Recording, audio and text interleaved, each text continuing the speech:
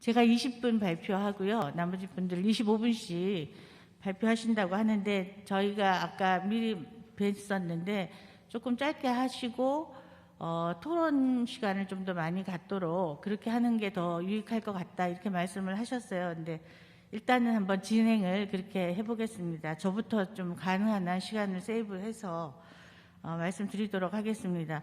사실 뭐 다들 저보다 더 전문가시라서 저는 그냥 간략하게 최근에 어떻게 보면 동향 그걸 중심으로 말씀을 드릴게요.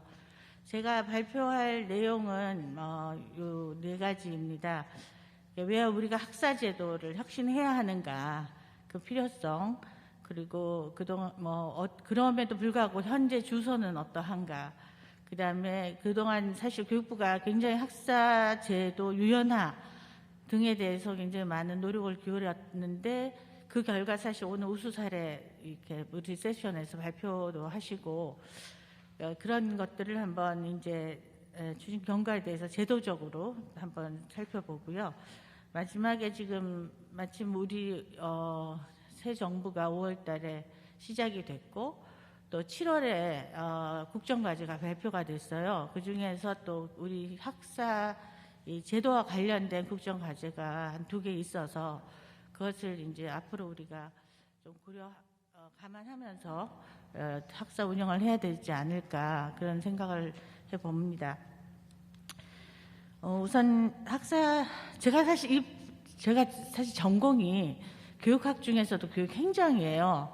그래서 교육 과정을 그렇게 썩 잘 알지는 못해서 학사제도가 뭘까, 이제 정의? 이런 거에 대해서 막 찾았어요, 처음에. 근데, 정의가 잘 없더라고요.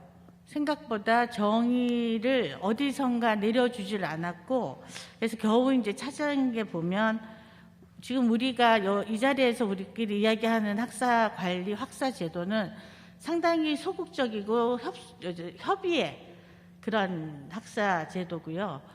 넓게 보면 다른 지금 세션 있잖아요. 1세션 뭐 이런 것들도 다 학사예요. 엄밀하게 이야기하면. 좀 강의로는 보면 지금 뭐 학교 적응이라든지 학생 지도, 교육과정 및 학점 운영 체계, 진로 지도 체계 등이 다 포함된 게 이제 넓은 의미에서의 학사고, 우리는 우리나라의 대학에서 주로 학사라고 이야기하면 교육과정을 중심으로 한 그런 어떤 학점 운영 체계, 그리고 이제 이때까지는 굉장히 통제 중심이었다면 최근에 와서 우리가 굉장히 지원적인 학생들의 수요, 또 학생들의 필요, 이런 것들을, 학생들의 성장, 이런 거를 주안점을 두고 있다는 게 어떻게 보면 패러다임이 지금 변하고 있다.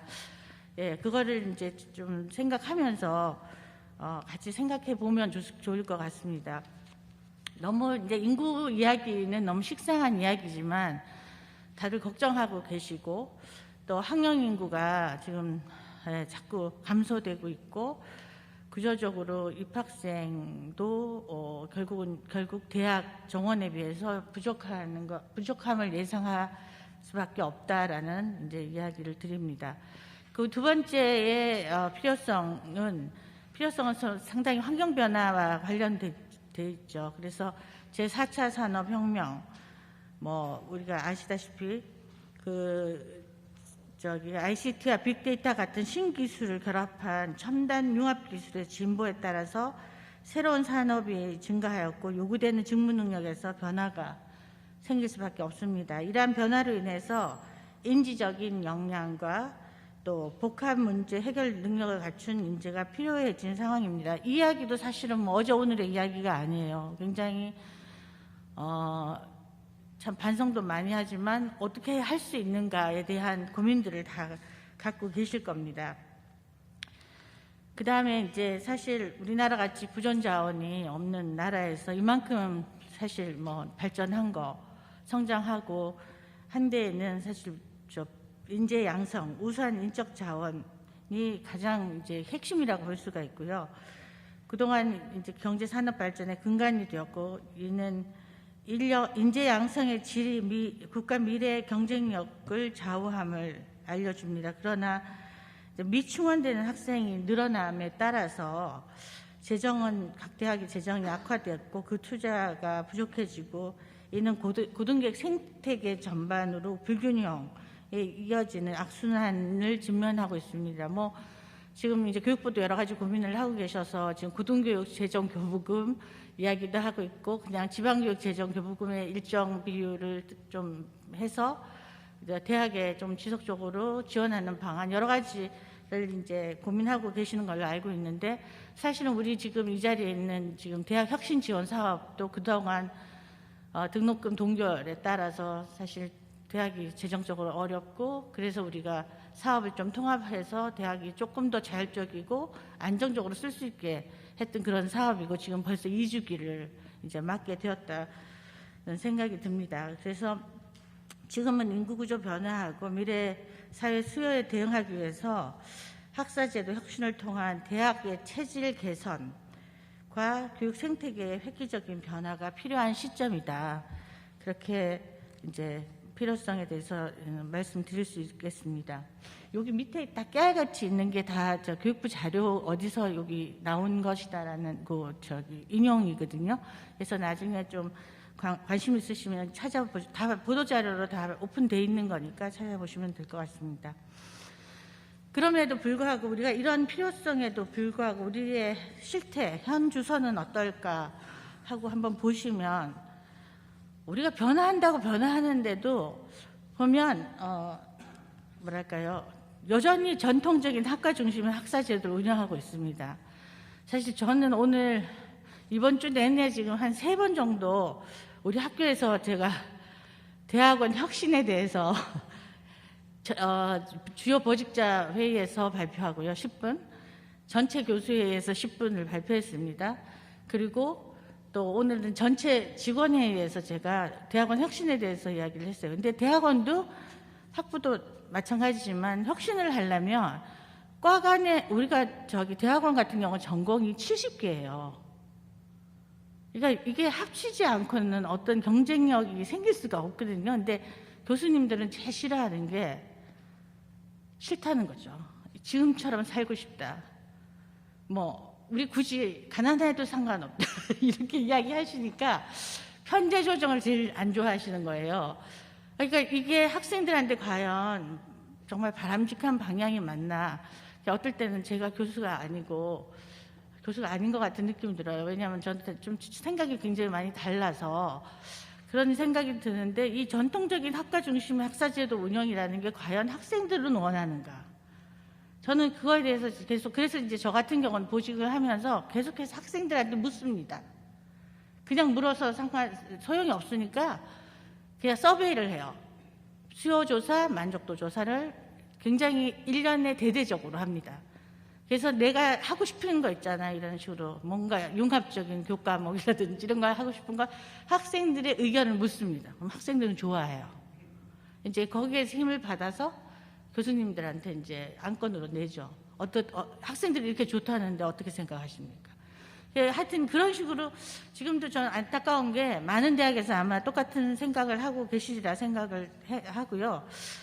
그 다음에 이제 저희도 뭐 오늘도 새로운 교육 모델을 막 이제 우리 학사부총장님이 발표하시고 그랬는데 여전히 그럼에도 불구하고 이제 지식 전달 위주의 대학 및 전공별 교육과정 운영이 지속되고 있다는 점입니다. 학생들은 너무 재미없어해요. 저는 다음 학기가 이제 며칠 안 있으면 2학기인데 우리가 전면이 이제 대면이에요. 전면 대면 수업을 이제 좀 그야말로 발표를 했는데 학생들은 그동안 이제 비대면에도 익숙해지고 있고 그랬을 때 만났을 때 옛날에 그 방식이 과연 학생들한테 어떻게 지금 받아들여질까? 그게 교수들마다 굉장한 두려움입니다. 한편으로 두려움이고 그래서 이제 하여튼 그런 부분이 들고요. 그래서 현장의 목소리를 들어보면 학문 분야별 경계가 너무나 뚜렷하다는 거예요. 우리 약간 비전문가 입장에서 보면 극과가 극과 같은데 너무 다르다 그러세요. 절대 이거는 못하고 이거는 할 수 없고 이거는 뭐 가르칠 수 없고 이런 식으로 이제 경계가 너무 뚜렷해서 접근 불가능하다 그럴까요? 그리고 이제 입학 정원도 굉장히 경직적으로 운영되고 있다. 이제 그런 것들이 이제 경직적인 교육 모델이다라는 부분이고요. 두 번째는 많은 이제 그동안에 규제 개선, 규제 개혁이 있었습니다. 그러나 대학 현장에서는 보다 실효성 있는 규제 완화를 요구하고 있고, 그래서 이제 기사를 하나 이제 제가 여기다 썼는데, 우리 대학은 규제라는 늪에 헤어나지 못한 채 그나마 남아있는 경쟁력마저 상실하고 있다라는 기사를 제가 여기 갖고 왔습니다. 그래서 아마 이제 정부처를 통해서 교육 부분이 규제가 많은 분야 중에 하나로 알고 있고요. 그럴 수밖에 없는 또 구조적인 이유가 있습니다. 이유가 있지만 그럼에도 불구하고 이제 굉장히 규제가 많다. 그런 것들이 대학을 어떻게 보면 좀 운신의 폭을 넓히지 못하는 부분이다라는 거고요. 그다음에 이제 지금 뭐 대통령이 워낙 이걸 강력하게 밀어붙여 갖고 지금 막 여러 대학에서 지금 다들 고민하고 계실 줄 아는데 우리 대학도 마찬가지고, 이 신산업 분야의 인재 양성이 필요한데 이 대응이 지금 대학에서 안 되고 있다. 근데 이제 아시다시피 우리가 어디는 그러니까 지금 계약학과 몇 개 대학은 계약학과를 통해서 이제 운영하고 있고, 제가 사실은 우리 학교 같은 경우 계약학과 한번 추진을 했었거든요. 안 돼요. 왜 안 되냐면 등록금 때문에. 계약학과가 법이 그러니까 등록금 그쪽에서 지원하는 돈을 이상을 학생한테 받을 수가 없어요. 예를 들면 등록금이 우리가 500만 원인데 교육부가 지원해 주는 돈이 예를 들면 150만 원이면 150만 원만 학생한테 받아야 되면 등록금이 300만 원이 되는 겁니다. 그럼 200만 원을 학교에서는 이제 등록금이 어찌됐든. 근데 나는 이걸 플러스 알파라고 생각을 했는데 그게 아니라 굉장히 복잡한 문제가 많더라고요. 그래서 하여튼 그러니까 국립대는 오히려 그런 문제에서는 좀 괜찮은 것 같은데 사립대는 그런 부분이 있고요. 그 다음에 이제 지금 뭐 아시다시피 배터리, 뭐 소프트웨어 이런 여러 그 신산업 분야라고 하는 데서 필요 인력보다 부족하다라는 이제 그런 신문 기사들도 있습니다. 그래서 그러면 이때까지 그러면 우리가 학사들이 혁신에 관련돼서 어떤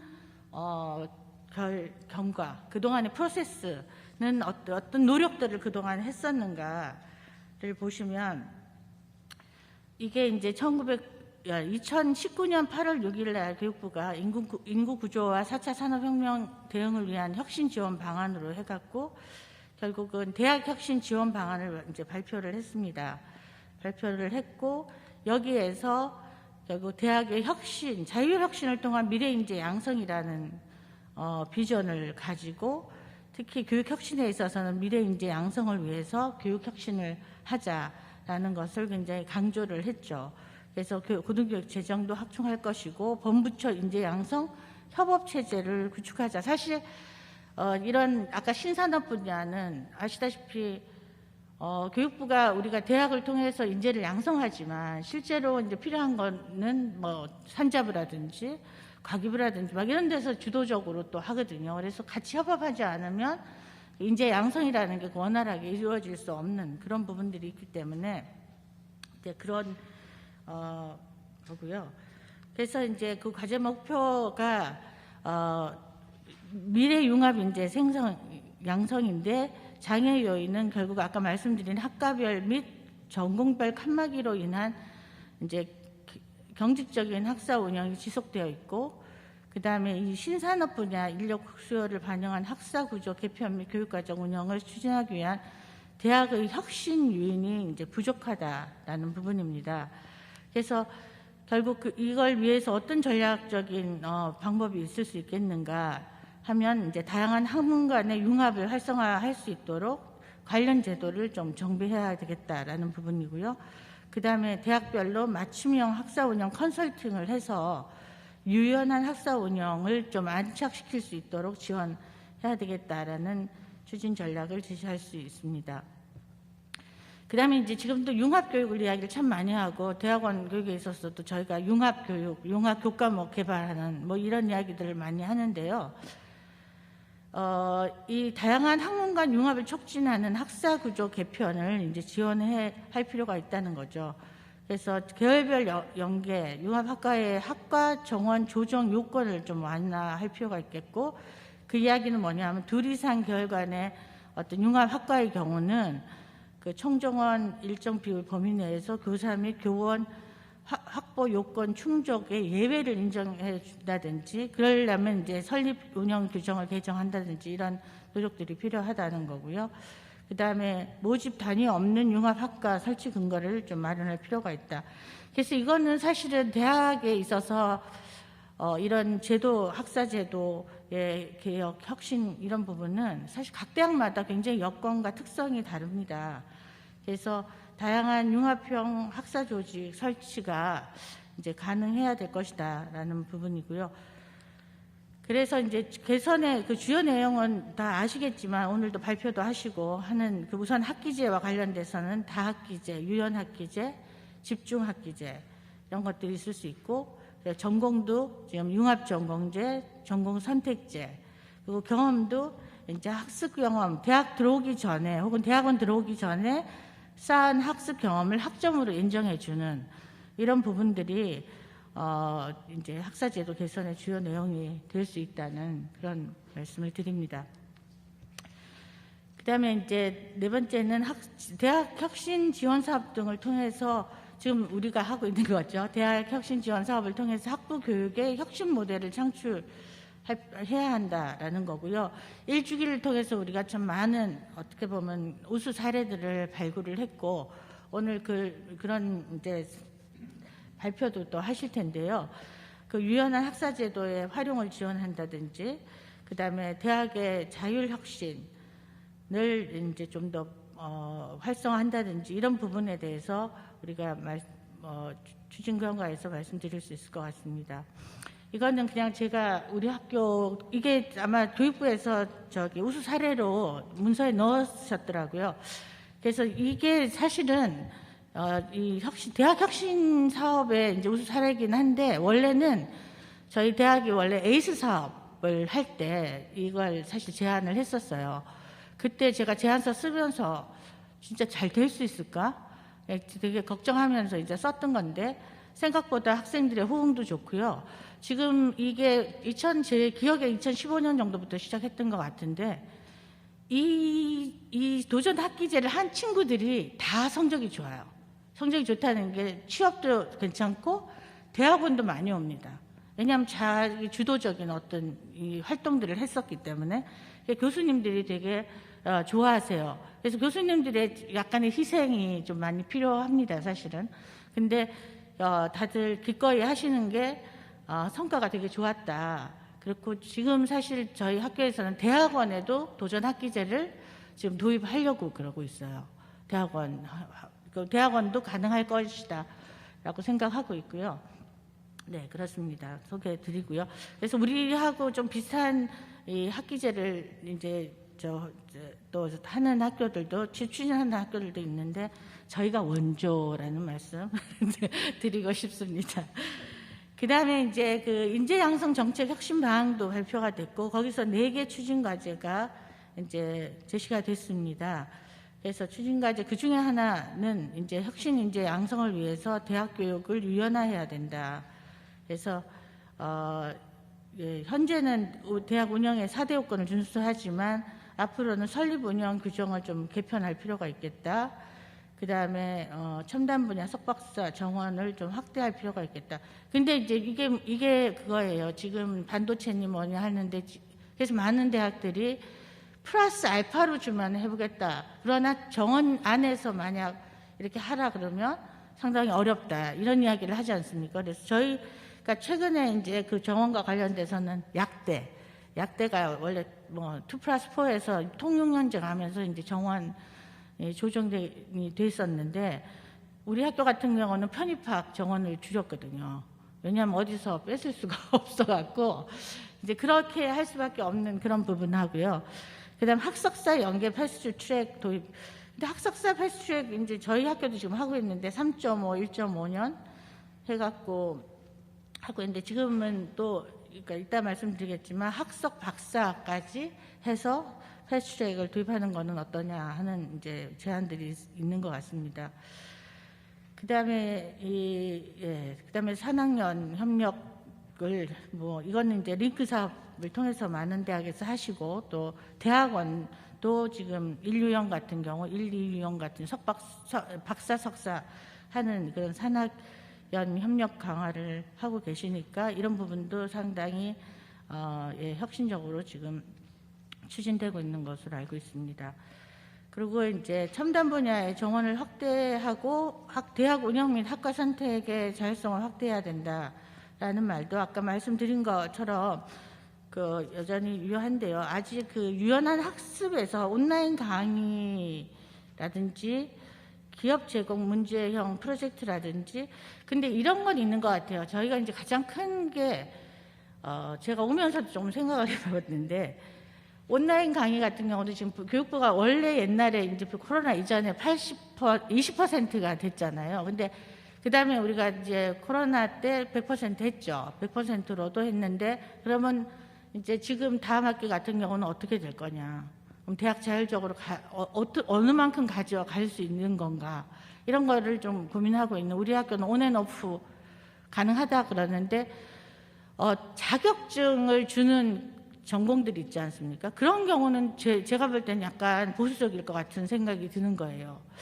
그래서 그 다음에 이제 우리 교수들이 책임 시수라는 게 있지 않습니까? 책임 시수는 굉장히 중요해요. 그걸 반드시 지켜야 되는데, 예를 들면 이제 이렇게 다양화됨으로써, 유연화됨으로써 학생들이 수업을 안 듣게 되고 폐강이 되고 인기 없는 과목들은 그렇게 되죠. 그러면 이제 그런 데서 이제 저항들이 좀 있다. 학사제도의 유연화를 우리가 이제 이상적으로 갈 때는 그런데, 그 실질적인 학교에서 실제로 적용할 때 여러 가지 이제 장애 요인이 있는데, 그런 것들이 상당히 고려되어야 되는 것이다라는 거고요.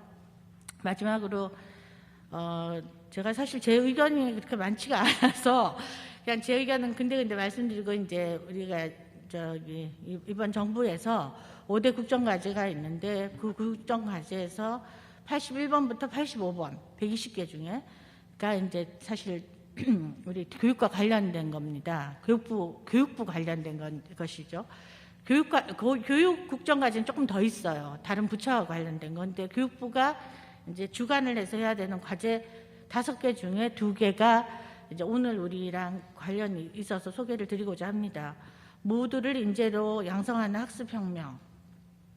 그래서 이제 AI 등 신기술을 활용한 교육 혁신으로 미래 혁신 역량을 갖춘 인재 양성. 제가 어제도 우리 학교 교수님들하고 우리가 토론을 학교에다가 이제 적어서 내야 되는 토론을 했는데, 융합 우리가 뭐랄까요, 핵심 융합 어떤 과목, 코어 커리큘럼이라는 걸 대학원에서 앉혔을 때 뭘로 할 수 있겠는가.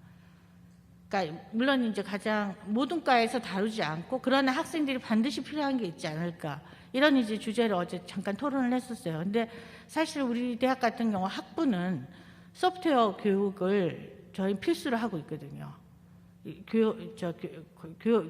교양을 그래서 제2 외국어하고 외국어 영역 교수들이 엄청나게 반발을 하셨어요. 그렇지만 결국 그 과목들을 축소하고 이제 학생들이 소프트웨어를 공부를 해야 된다 그랬는데, 어제도 우리가 대학원생들 다 R을 배우게 해야 된다.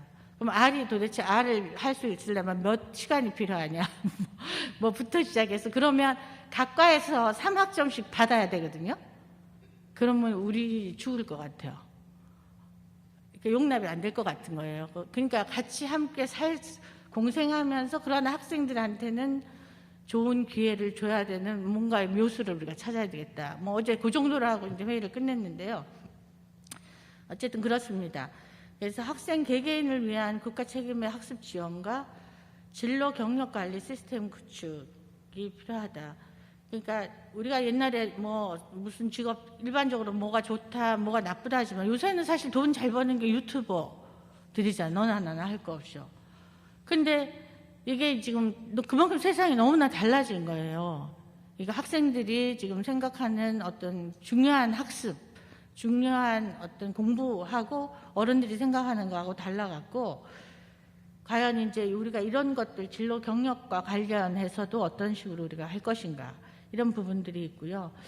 그 다음에 더 큰 대학 자율로 역동적인 혁신 허브를 구축하겠다.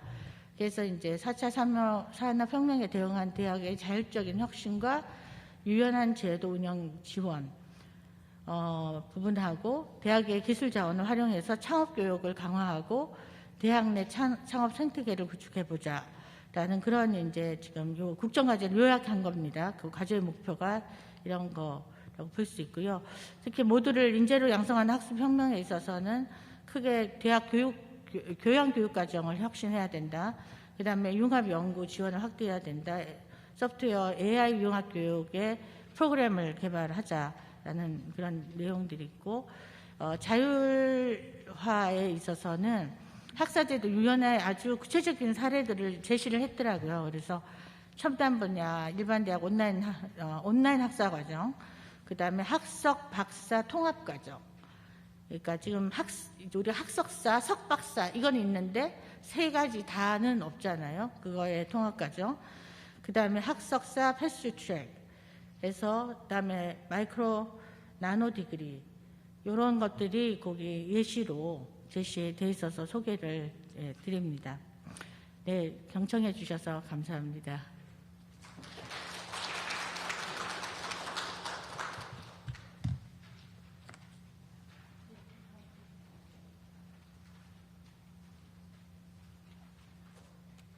네, 반갑습니다. 저는 연세대학교 미래캠퍼스 미래융합교육개발원의 박민수라고 합니다.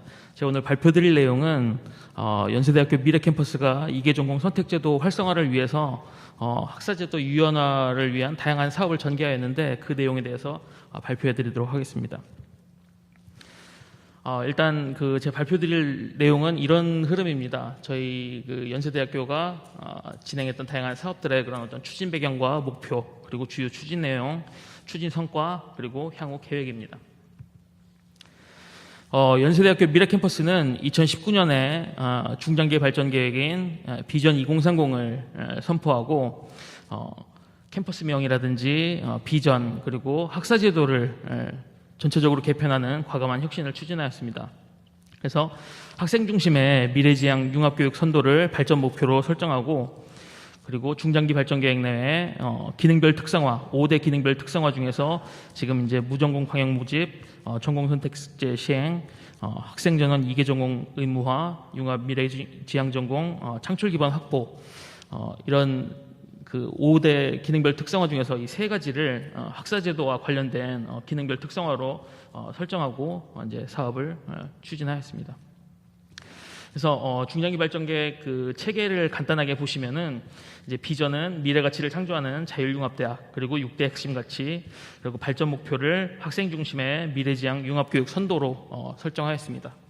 그래서 5대 중점 분야 중에서 교육을 개방, 통섭형, 실전형 융합 인재를 양성하는 것을 중점 분야로 설정하고, 혁신 지원 사업과 연계성을 설정하여서 5대 특성화 전략 중에서 이제 A1과 A2에 해당하는 부분을 학사 구조를 개편하는 그런 다양한 사업들을 전개하였습니다.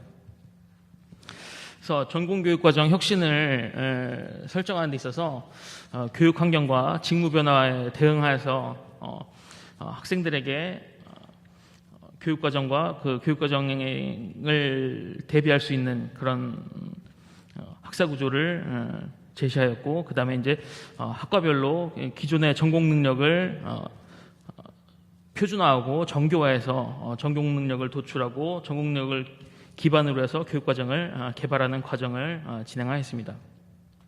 그래서 이런 전공교육과정 혁신을 통해서 선순환적인 전공교육과정 생태계가 구축될 수 있도록 다양한 노력을 진행하였습니다. 그래서 간단하게 이제 전공교육과정 개발 개편 과정을 보시면은 2019년도에 2개 전공 선택제 계획안을 수립하고 그것과 관련해서 다양한 설명회와 세미나를 실시하였고, 각 학과별로 전체 25개 학과에서 커리큘럼과 모듈 연구를 진행하였습니다. 그리고 다수의 그 규정 정비를 위한 위원회와 회의와 간담회를 진행하였고, 그다음에 이제 이계 전공 선택제에 대한 계획안을 공유하고 확산하였습니다. 그 후에 이제 내규 정비와 뭐 컨설팅, 그다음에 교육과정 개편, 이런 다양한 사업들을 진행하였습니다. 그리고 또 이제 이 학사 제도를 개편하면서 또 이제 구성원들의 의견 수렴을 하기 위해서 다양한 방법들을 동원하였고요. 그래서 저희의 그 주요 추진 내용을 이제 말씀드리면은, 일단 첫 번째로 학사 구조의 교육과정 개편 및 내규 정비를 수행하였고, 그다음에 이제 이계 전공 교육과정 개발 개편, 그다음에 인공지능 기반의 전공 추천 시스템 개발 연구를 진행하였습니다. 그리고 학생들의 학습 선택권을 보장하기 위해서 신규의 융합 연계 전공 개발 및 개설을 수행하였습니다. 그래서 아까 잠깐 보여드렸던 그 그림에서와 마찬가지로 이제 이계 전공 의무화라고 이제 처음에 이제 이름을 붙였었는데, 너무 이제 좀 의무화라는 그 단어가 좀 강압적이다라고 해서 이제 선택제로 이제 좀 이렇게 완화된 그런 표현을 이제 쓰게 되는데요. 그래서 이제 유연 전공제를 위한 다양한 계획안, 그리고 커리큘럼과 모듈 연구가 시작되었고, 그다음에 학사 구조 개편을 위해서 다양한 노력들을 진행했습니다. 그런 것들 중에 하나가 이제 무전공 광역 모집, 그리고 신입생들이 전공을 2개의 전공을 선택해서 자기가 원하는 그런 어떤 방향의 진로를 설정할 수 있도록 학사 지도 체계를 확보하였고, 이계 전공 이수를 제도화하면서 4개의 큰 융합대학 체제로다가 구조를 개편했습니다. 학사 조직을 개편하였습니다. 그리고 학생들이 이제 저희 그 연세대학교 미래캠퍼스는 1학년생들은 다 이제 기숙사 생활을 하게 돼 있습니다. 그래서 RC 융합대학을 신설하였고, 그리고 이제 20년도 한 7월경에는 이제 교육과정 개편과 내규 정비를 어느 정도 이제 완료하였습니다. 지금도 계속 이제 그 세세한 그 파인 튜닝이라고 하죠. 그러니까 세부적인 그런 어떤 조정을 가하고 있는 상태지만, 대부분의 그런 어떤 내규라든지 이런 것들은 이 시점에서 이제 완료가 됐습니다. 그래서 그 과정들을 이제 이렇게 흐름으로 이렇게 보실 수 있는 게 이거고요. 시간을 아끼기 위해서 이런 그림이 들어가 있는 부분들은 빠르게 넘어가도록 하겠습니다. 그리고 또 이제 저희 그 학교에서 대학에서 진행했었던 것 중에 하나가 이제 인공지능 기반의 이제 기존의 학생들이 한 개의 전공을 가지고 그걸 이수하고 대학을 졸업하는 경우에는 어떤 전공을 추천해야지 되는지에 대한 걱정이 사실은 별로 없었습니다. 그렇지만 이제 학생들에게 2개의 전공을 선택해야지 된다라고 하면은, 첫 번째 전공은 학생들이 자기 적성, 관심, 아니면은 뭐 취업, 이런 것들을 바탕으로 해서 선택할 수 있겠지만, 2번째 전공을 선택한다는 부분에 있어서 상당히 좀 많은 고민과 갈등이 있을 수 있습니다. 그래서 이런 부분들을 좀 이렇게 줄여보자, 줄여줄 수 있는 그 어떤 방법이 없을까라고 생각했던 것 중에 하나가 이제 인공지능 기반의 전공 추천 시스템입니다. 그래서 처음에 이제 시작은 델파이 기법을 통해서 설문지를 도출하고, 그 설문지를 통해 가지고 학생들의 이제 여러 가지 대상에 대한 정보들을 습득하고 요인을 추출하는 방식으로다가 인공지능 시스템을 구축하였습니다.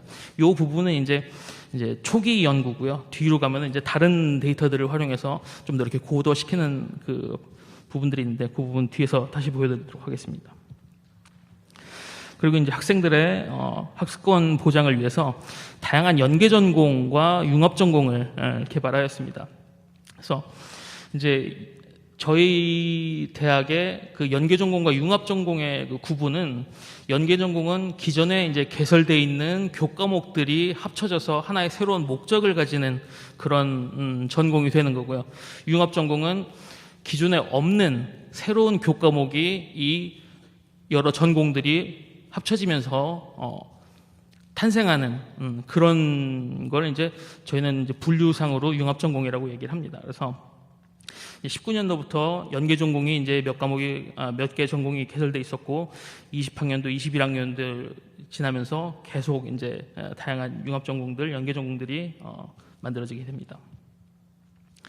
그래서 주요 사업 성과를 이제 말씀드리자면은 기존 하나 전공을 선택했었던 그 학생들과 달리 이제 21학번 이후의 학생들은 2개 전공을 선택하기 때문에 그 바뀐 제도의 그런 어떤 세부적인 측면들, 물론 이제 학생들뿐만 아니라 실무자들, 교수님들도 다 같이 필요한 내용들입니다. 그래서 이런 것들에 대한 제도를 정리하고 한눈에 볼 수 있는 그런 자료들을 만들어서 적극적인 홍보를 통해서 제도의 이해도를 제고하는 것과 그다음에 인공지능 기반의 그 전공 추천 시스템을 고도화해서 그거를 학사지도에 활용함으로써 어떤 실무적인 그리고 또 학생들의 어떤 고민을 좀 낮춰줄 수 있는 그런 노력을 수행하였습니다.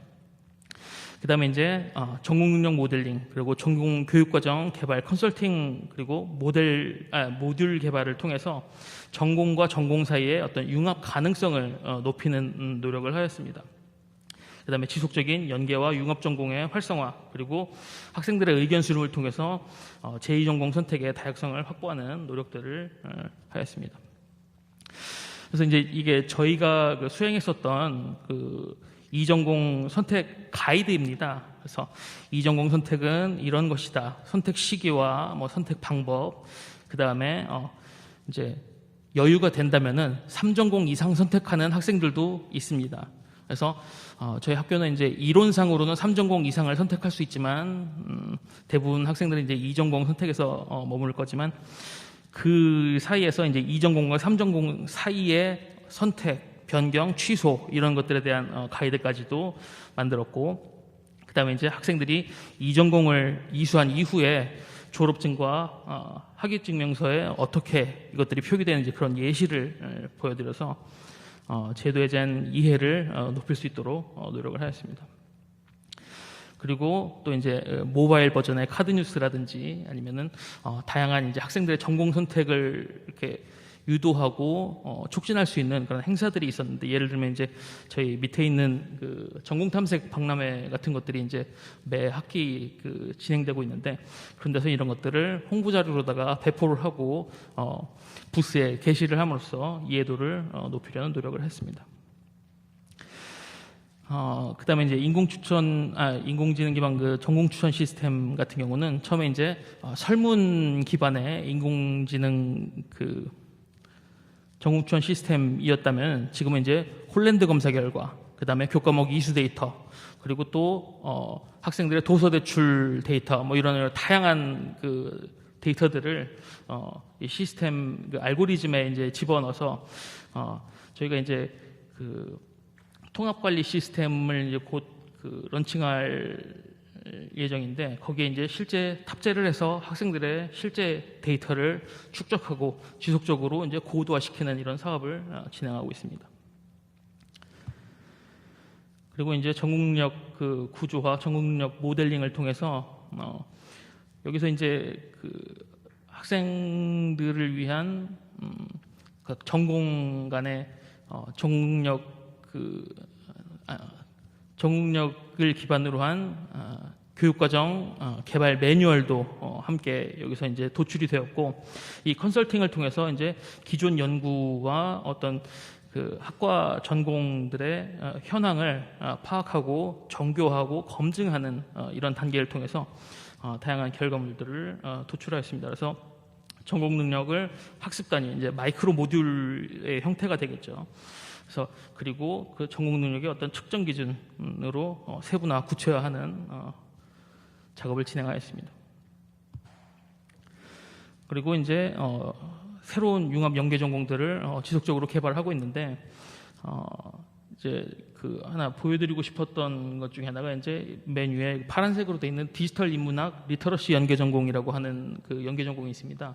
사실 이걸 어떤 공모라든지 이런 것들로 이렇게 저희가 의도했던 바는 아니었고 교수님들끼리 이제 우연한 자리에 사석에서 좀 이제 흔하게 이렇게 술 한잔 기울이시면서 이렇게 좋은 말씀을 나누다가 이런 것들은 어떻겠나라고 이제 좀 그렇게 해서 탄생한 연계 전공이고 그다음에 이제 뭐 스마트 수소 에너지, 뭐 정밀 의료, 헬스케어 이런 새로운 융합 전공들이 이제 계속 지금 현재는 개설이 안 됐고 이제 2학기에 운영이 시작될 그런 연계 전공들입니다. 그래서 이런 것들을 통해 가지고 학생들이 1전공 선택 이후에 2전공에 대한 어떤 선택의 폭을 넓히는 이런 수단들로다가 활용되고 있습니다. 그리고 이제 의견 수렴을 위해서 학생들이 2개 전공의 그 선택제라든지 아니면은 융합 연계 전공들에 대한 어떤 의견 수렴을 위해서 융합 전공 촉진 학생 패널을 선발해서 학생들이 FGI도 수행하고 의견 수렴도 하고 홍보도 하고 그리고 또 이제 수요 조사에도 참여하고 뭐 이런 식으로 해가지고 그 기존 학교 홈페이지라든지 아니면 학교가 가지고 있는 SNS 페이지들이 아닌 좀 이렇게 직접적으로 학생들에게 닿을 수 있는 그런 홍보 채널을 발굴해서 활용하는 방식으로다가 다양한 활동을 수행하였습니다. 그래서 연계융합전공 그 수요 조사를 이제 학생들의 도움으로 진행하였고 학생들 대부분은 한 80% 이상이 다전공 교육 추세라든지 아니면 2개 전공을 선택하게 하는 이런 제도들은 이제 긍정적으로 생각하고 있는 것으로 나타났습니다. 그런데 이제 학생들이 이런 융합전공과 연계전공이 경쟁력을 가지기 위해서는 기존 전공들과는 좀 다르게 어떤 체험적인 학습들, 그 다음에 뭐 자격증과 연계가 된다든지 어떤 실무적인 어떤 좀 차별점을 둘 수 있는 그런 다양한 것들을 필요하다라고 이렇게 얘기하는 부분들이 있어서 그런 부분들을 이제 적용할 수 있도록 하고 있습니다. 그 다음에 이제 학생들이 원하는 융합전공, 학생들이 생각하는 융합전공은 어떤 것일까라고 하는 측면에서 이제 자기설계 융합전공을 공모를 했었고 거기에서 이제 뭐 여기 보이시는 테크니컬 아트 전공부터 시작해서 기술경영 융합전공까지 있는 그 7개 전공들이 이제 공모전에서 수상한 물론 이제 심사를 통해서 전문적인 그 지식을 가진 분들의 그 심사를 통해서 이제 선정된 그 전공들인데 이런 전공 학생들이 생각하는 자기설계 융합 전공을 지속적으로 이제 공모하고 있습니다. 그래서 이제 연세대학교 미래캠퍼스가 진행하고자 하는 향후 이제 혁신 지원 사업의 그런 어떤 방향은 전공 간의 융합 가능성을 촉진하고 그리고 실제 데이터 연동을 통한 AI 시스템의 고도화 그리고 학습권 보장 및 전공 선택권을 확대할 수 있는 그런 어떤 노력과 지속적인 제도 정비 및 체계 고도화를 추진하고 있습니다. 그래서 전공 능력의 표준화와 정교화를 위해서 올해 그리고 내년에 전체 학과부의 전공 능력 모델링 컨설팅을 진행할 예정이고요. 그다음에 이제 아까도 말씀드렸다시피 9월 달에 이제 롤링이 되는 통합관리 시스템의 AI 기반 학사지도 시스템 구축하고 지속적인 고도화를 통해서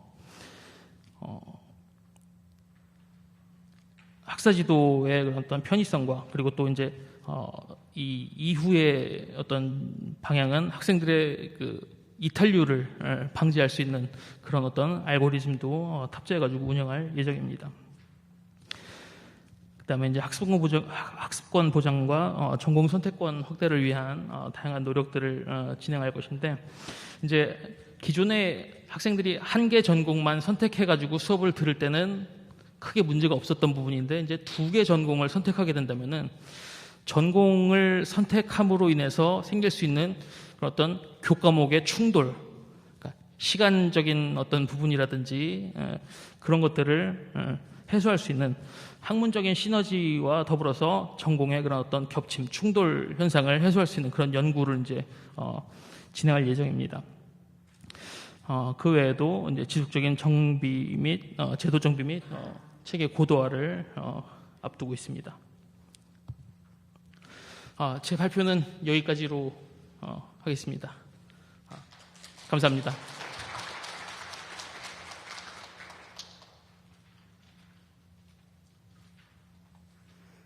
네, 여러분 안녕하십니까? 저 동서대학교 교육식전센터장 김미성이라고 합니다. 네, 저희 동서대학교는 부산에 위치한 올해로 개교 30주년이 되는 사립대학교입니다. 저는 좀 완전 부산 토박이고요. 그래서 지금부터 부산 표준어로 말씀을 드릴 테니까 절대 짜증나거나 뭐 화난 그런 말이 아니기 때문에 잘 이해를 해주시길 바라겠습니다. 오늘 저희 학교의 사례를 이제 소개해드린다는 그런 기쁜 마음 때문에 너무 잠을 설쳤는지 구내염이 생겨가지고 말이 약간 꼬이거나 혀 짧은 소리가 날 수 있음을 미리 좀 양해 말씀드리겠습니다.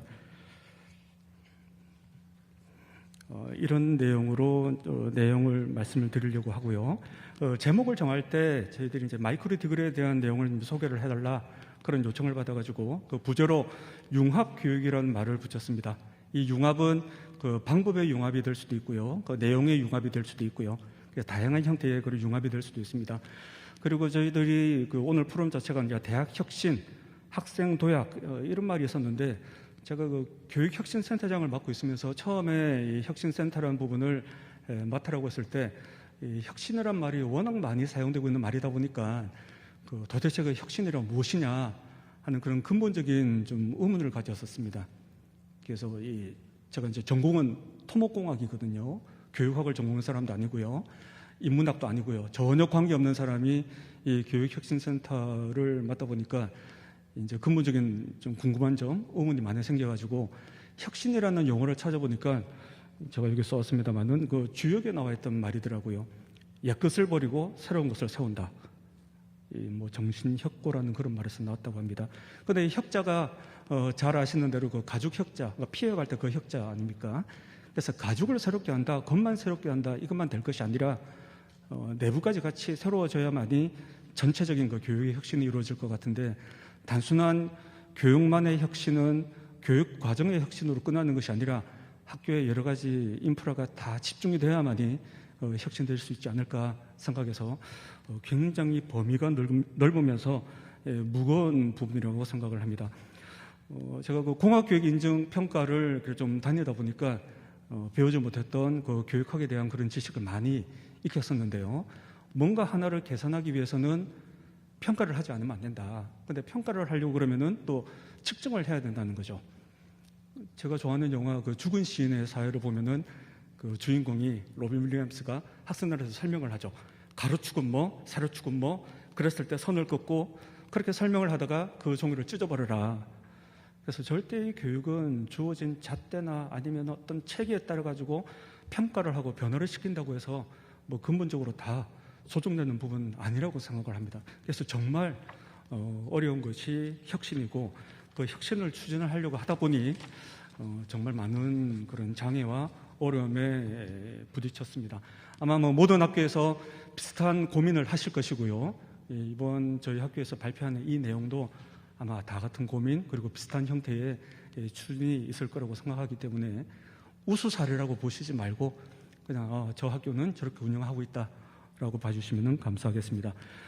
동서대학교는 그 미션 스쿨입니다. 그래서 이제 기독교 정신을 바탕으로 하고 있고요. 그러다 보니까 이 셀프 브랜드 개발 교육 프로그램을 만들 때 자신만의 달란트를 발굴하자. 이 달란트라고 하는 것이 나타나지 않은 그런 역량, 숨은 역량, 이 역량을 어떻게 드러낼 거냐 하는 부분에 이제 교육을 집중시켰습니다.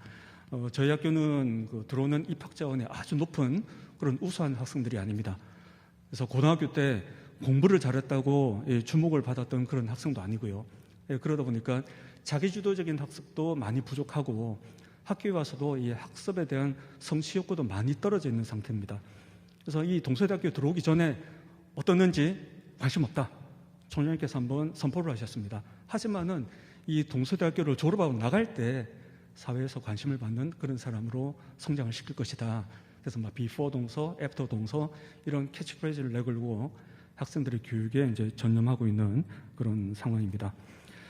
이 마이크로 디그리와 관련해서는 이미 이제 2010년이 되기 전부터 그 셀프 브랜드 디벨롭먼트 프로그램이라는 것을 만들어 가지고 각 학과에서 유사한 관련이 있는 교과목을 묶은 상태로 그 과정을 이수를 하게 되면은 그 셀프 브랜드 인증을 해주는 그런 채로 처음에 출발을 했었습니다. 그러다 보니까 각각의 교수님의 관심사, 전공 분야별로 이 셀프 브랜드가 좀 축약이 됐었고요.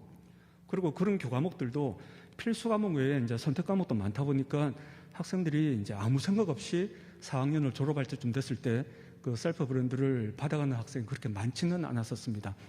그래서 이런 체계를 조금 더 개선시키기 위해 가지고 2018년도부터 이 모듈화 작업을 시작을 했습니다.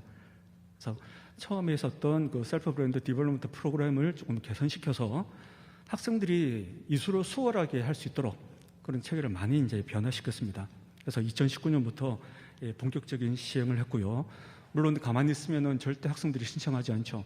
그래서 많은 홍보를 했고 신청과 접수를 받았는데 뒤에 그 성과를 보여드리겠습니다만은 학생 전체 숫자에 비해서 이수한 숫자가 작은 편은 아닙니다.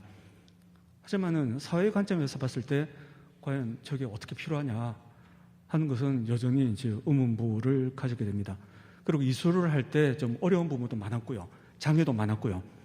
그래서 이제 작년부터 이 모듈 체계를 이제 마이크로 디그리 체계로 드라마틱하게 변화를 시켜 나갔습니다. 그래서 모듈을 다 폐지를 하고 마이크로 디그리로 갔습니다. 이 마이크로 디그리도 2개로 제한을 했습니다. 그래서 이제 전공심화 MD, 융합연계 MD 이 2가지로 제한을 했고요. 그래서 본격적으로 이제 올해부터 이 MD가 시행이 될 그런 상황입니다. 그런데 이 MD 관리를 수교를 하기에는 이제 문제가 많기 때문에 MD를 관리하기 위한 그런 지원 시스템을 개발을 했고 전담 직원이 그 MD 전체를 관리하고 있는 그런 상황입니다. 2019년도에 이제 교육혁신센터가 만들어져서 교무처의 업무 중에 이제 교육과 관련된 부분을 주로 이제 담당을 했었습니다. 그런데 이제 작년에 이 구조가 좀 조정이 되면서 교육혁신센터는 교무처와 통합이 되면서 교육혁신원이 이제 생겼고요. 그 교육혁신원 아래에 교육혁신팀이 있었습니다. 근데 올해 이제 그 교육혁신팀을 이제 격상시키면서 교육혁신센터로 만들었거든요. 아마 뭐 여러 학교에서 혁신이라는 이름이 들어가 있는, 교육혁신이라는 이름이 들어가 있는 그런 기관들이 되게 많을 거라고 생각을 합니다. 본부, 센터, 실, 팀 다양한 이름으로 하고 있습니다만은 그 역할이나 기능은 비슷할 거라고 생각을 합니다. 그래서 저희 교육혁신센터에서 이 MD를 이제 관리를 하고 담당을 하고 있다 보니까 오늘 그 제가 이제 발표를 하게 되는 겁니다. 앞에 그 혁신의 말씀도 이제 드렸다시피 저는 그 토목공학 전공이고요. 제 이제 주전공은 콘크리트의 파괴역학입니다. 참 전혀 상반되는 그런 내용을 제가 전공을 했습니다만, 근데 의미가 있는 것은 뭐가 있냐면은 뭐 여러분 상식적으로 잘 아시는 것처럼 제대로 된 콘크리트를 만들려고 그러면은 그 콘크리트의 구성 요소들이 제대로 돼야 됩니다. 물, 시멘트, 모래, 자갈, 적절한 배합과 적절한 제조 과정을 거쳐야 됩니다. 교육도 마찬가지지 않겠습니까? 교육 과정만 잘 된다고 잘 되는 것도 아니고요. 거기 따른 여러 가지 인프라, 지원, 학생, 교수, 대학 전체의 역량이 집중이 되어야 그 교육이 잘 된다고 생각을 합니다. 그래서 저는 아주 지극히 그 공학적인 관점에서 이 교육 혁신에 접근을 하다 보니까 아마 처음에 발제를 하셨던 저 한주경 원장님께서 제가 이야기하는 거 들어보고 잘 모르는 소리 한다 이런 말씀을 하실 수도 있을 것 같습니다만 부족한 부분이 있으면 좀 많은 지적을 해주시기를 부탁드리겠습니다. 처음에 이 모듈을 만들 때 이 3개의 모듈을 구성을 했습니다. 융합 기초 모듈은 타전공 학생들이 이제 전공 분야의 기초 교과목을 이해하기 위해서 이제 5학점에서 7학점으로 구성돼. 그럼 2학점, 3학점으로 따지면 불과 2-3과목밖에 안 됩니다. 그다음 이제 전공 심화 모듈은 전공 교과목으로 구성되어 있고요. 최대 18학점까지 구성을 하도록. 그러면 3학점짜리 이제 총 6과목이죠. 창의 융합 모듈도 마찬가지입니다. 구성되는 학점 수는 동일합니다만은 2개 이상의 전공이 결합된 그런 형태의 이제 융합 모듈입니다. 그래서 이렇게 진행을 하고 또 각 학과에서 모듈 개발을 적극적으로 해주셔가지고 2018년부터 이제 모듈 개발을 시작을 했는데요. 2021년까지 각 연도별로 동일한 모듈이 계속 진행되는 것도 있습니다만은 무게로 따지면은 500개가 넘어가는 그런 모듈이 운영이 됐었습니다. 그래서 이 보고 계신 화면이 학생이 이 MD를 이제 신청을 한다든지 아니면은 신청되어 있는 MD를 취소하는 그런 화면입니다. 그래서 학생이 언제든지 내가 어떻게 MD를 지금 이수를 하고 있는지 확인을 할 수가 있고요. 그리고 이제 관리 주체에서도 학생들이 어떻게 진행이 되고 있는지를 지금 바로바로 볼 수 있는 그런 상황이고요. 이 시스템에서 학생들이 원한다면은 이수를 했을 때 언제든지 이 모듈 이수증을 출력할 수 있는 그런 형태의 시스템이 구성이 되어 있습니다. 학생의 편의를 도모하기 위한 그런 시스템이라고 보시면 되겠습니다. 그래서 MD에 대한 홍보를 또 적극적으로 하기 위해 가지고 성공적으로 이수한 학생들을 찾아서 인터뷰를 하고 그 영상을 게시를 하고 그리고 운영을 잘 따라오고 있는 학생들의 그런 사례를 학생들의 소개를 하면서 부족한 점이라든지 어려운 점이라든지 이런 의견 수렴을 통해서 계속 제도를 개선을 해나가고 있습니다. 운영을 하다 보니까 이 모듈은 좀 문제점이 좀 발견됐었습니다. 전공 심화 모듈 외에는 이수가 굉장히 좀 저조했었습니다. 타전공을 많이 들어야 되고요. 그래서 이것을 이제 MD 기반으로 변화를 하자라고 한 것이 이제 작년의 계획이었고, 먼저 말씀드렸던 대로 전공 심화 MD와 융합 연계 MD 이 두 개의 MD로 단순화를 시켰습니다. 그러면 기존에 모듈을 이수를 하고 있는 학생들이 모듈제가 폐지됐다고 해서 학생들한테 불이익이 가면 안 되겠죠. 그래서 모듈을 이수하고 있는 학생들이 졸업할 때까지는 그 모듈 체계는 계속 유지를 하고 있는 그런 이원화책입니다. 그래서 이러한 형태로 운영을 하다 보니까 운영 관리 시스템 개선점이 계속 나왔었고요. 거기에 따라서 이제 예산을 투입을 해서 시스템을 계속 이제 업데이트 시켜 나가고 있고요. 그리고 또 MD를 구성을 할 때 학과의 도움이 없다면은 절대 할 수가 없습니다. 각 학과에서 MD를 만들어 줘야 되거든요. 그래서 이제 그 각 학과에다가 이렇게 바뀐 체계를 설명을 다 했습니다. 그래서 전공심화 MD는 예전에 그 전공심화 모듈을 변형시킨 형태인데요. 구성학점은 9학점에서 15학점입니다. 3학점짜리로 따지면은 3과목에서 5과목밖에 안 됩니다. 기존의 학과에서 중요한 교과목만 묵더라도 전공심화 MD가 이수가 될 수 있는 상황입니다. 변화가 없다는 거죠. 그래서 여기에다가 이제 추가의 조건을 부여를 한 것이 반드시 비교과 프로그램을 이수를 해라. 교육과정은 교과과정 플러스 비교과과정 아닙니까? 그래서 이 비교과 과정을 지금까지는 아주 단순하게 운영을 해오셨거든요. 일회성 특강도 비교과고요. 자격증을 따기 위한 그런 특강들도 다 비교과로 구성을 했었는데 교과 과정의 부족한 부분을 보완하기 위한 비교과 프로그램을 구성을 하시고 교과에 준해서 비교과 프로그램의 성과도 측정하시고 개선 작업을 해달라 그렇게 요청을 드렸습니다. 학과에서 상당히 힘들어하셨죠. 지금까지는 단순하게 비교과 프로그램 학생 참여하면 그냥 이수 그렇게 했었는데 평가를 해달라고 하니까요. 거기에 따라서 또 뭐 PDC에 따라서 개선을 해달라고 하니까 학과에서 많이 힘들어 하셨습니다.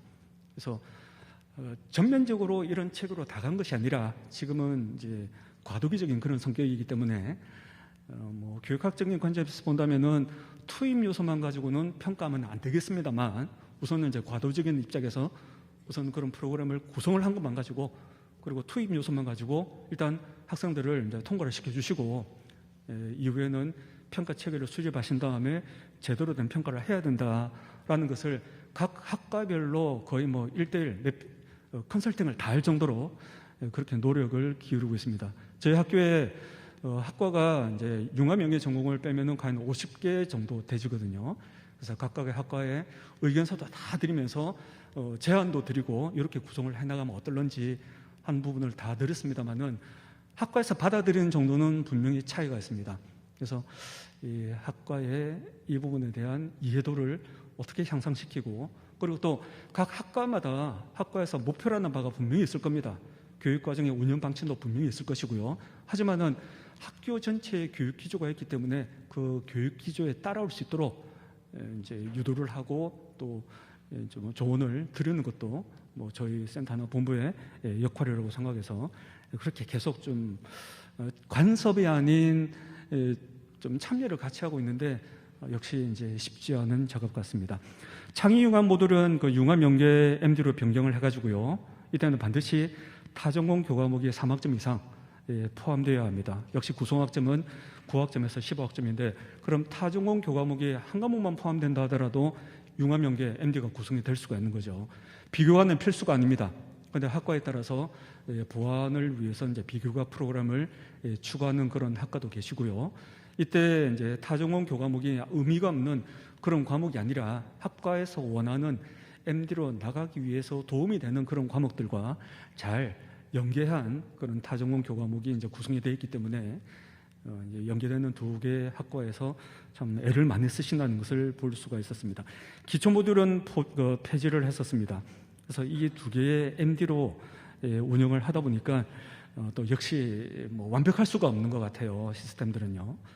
자, 지금 추진 성과를 보고 계신데 예전에 그 기초 모듈, 심화 모듈, 뭐 창의융합 모듈의 학생의 신청자 수 그리고 이수자 수가 나옵니다. 2021년까지 전체 이수자 수를 다 합치면은 5,000명이 넘어가고요.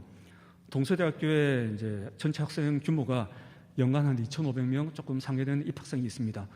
그럼 전체 한 1만 명 가까이 되는 학생 중에 누적으로 절반 가까이가 이런 모듈을 이수를 했기 때문에 이 모듈은 잘 정착이 된 것이 아닌가. 그런데 문제는 이 모듈을 이수했을 때 과연 학생들이 나의 능력과 역량을 어떻게 취업을 할 때 증명을 할 것이냐 하는 부분에 이제 또 문제가 있었습니다. 그래서 이제 MD로 변경을 한 다음에 역시 이제 학과의 협조로 전공심화 MD가 무려 125개, 융합연계 MD가 52개, 총 177개의 MD가 구성이 됐고요.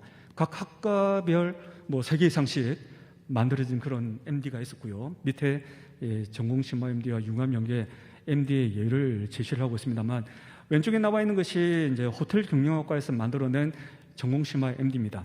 구성 교과목 총 14학점이고요. 비교과 프로그램도 이제 자격증 취득과 관련된 것을 2개를 연결을 하셨고요.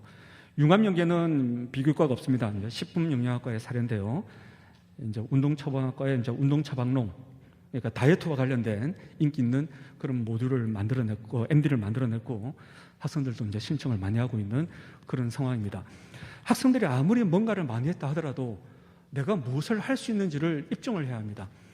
요즘 그 기업체 면접을 가면은 무엇을 했느냐로 평가를 하는 것이 아니라 무엇을 할 줄 아느냐, 그렇게 평가를 하더라고요. 면접을 하는데 블라인드 면접을 합니다. 어느 학교에 무슨 과 출신인지 알 수가 없습니다. 학생이 무엇을 할 수 있는지 짧은 기간 내에 프로젝트 주제를 주고 해결하는 부분을 판단을 합니다. 그러면 이런 저희 학교에서 추진하고 있는 MD를 이수를 했을 때 어떻게 자기의 능력을 보여줄 거냐 하는 것이 바로 이렇게 마이크로 디그리 이수증이거든요. 이 이수증 안에는 MD의 명칭과 그 MD를 구성하고 있는 교과목 그리고 이제 비교과 프로그램의 명칭까지 다 나와 있습니다. 이 이수증을 보는 수요자는 기업체 분들이죠. 그래서 기업체에서 이 이수증을 봤을 때, 이 학생이 요 MD를 이수할 때 관련된 교과목이 적절하고 비교과 프로그램도 적절하게 이수를 했구나라는 것을 쉽게 볼 수 있도록 이런 이수증을 만들었습니다. 이게 완벽하게 그 디자인에 끝난 그런 이수증이 아니기 때문에 지금 샘플로 된 것을 보여드립니다만, 그럼 학생들이 졸업하기 전에 여러 가지 MD를 이수를 했다면은 그 MD별로 이름 이수증이 다 나가고요. 그럼 졸업하면서 이제 학위기, 그다음 이수증이 여러 개, 뭐 성적 증명서 여러 개의 증명서를 가지고 나갈 수가 있는 거죠. 이게 바로 학생들의 스펙이고 이제 무기가 되지 않겠냐 하는 생각으로 이런 증명할 수 있는 서류도 만들어 나갔고요. 문제점이 많습니다. 뭐 완벽한 그런 프로그램이 없는 것 같아요. 그래서 현재 이 마이크로 디그리가 작년부터 추진해가지고 많은 개수의 MD가 개발되어 있긴 합니다만은 수정 보완되어야 될 작업들도 많이 해야 되고요. 어떤 학과에는 MD를 구성하지 않은 그런 학과도 있고요.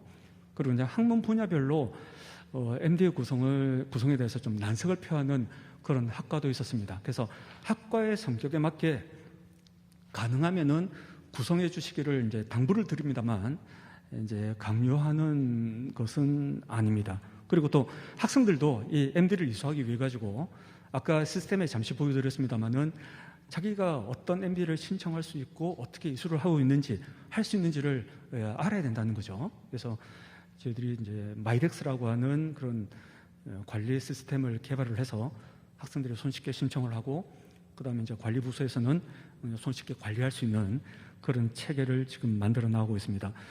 문제가 되는 것은 앞서 말씀드렸던 이제 비교과 프로그램입니다. 이 비교과 프로그램에 대한 지금까지의 이제 인식을 개선시키는 것이 보통 어려운 작업이 아니고요. 그다음 또 한 가지는 단순하게 이수를 했다라는 것으로 끝이 나는 것이 아니라 개선을 하기 위해서는 이제 측정을 하고 평가를 해야 되는데 그 측정하는 방법, 평가 체계 이런 부분까지도 이제 각 학과에 지금 컨설팅을 다 해드리고 있거든요. 그래서 이 MD도 이제 역량이나 또 역량의 하위 개념인 지식기술 이런 거 관련해 가지고 이제 평가 체계를 구성해드리기를 요청드리고 있는데 자꾸 이런 요청을 드리다 보니 제가 지금 저 학교 내에서는 이제 전화 기피 대상 1호가 돼버렸습니다. 뭔가 전화만 하면은 이거 해주십시오, 저거 해주십시오, 이거 만들어 주십시오, 이거 발표해 주십시오. 좋은 사례니까 발표해 주십시오. 참 힘든 상황입니다. 그래서 아마 여러 학교에서도 이제 동일한 상황이라고 생각하는데 제대로 제도가 정착이 되고 운영되기 위해서는 학교 전체의 협조, 학과의 협조가 있어야 되지 않겠냐라는 생각이고요.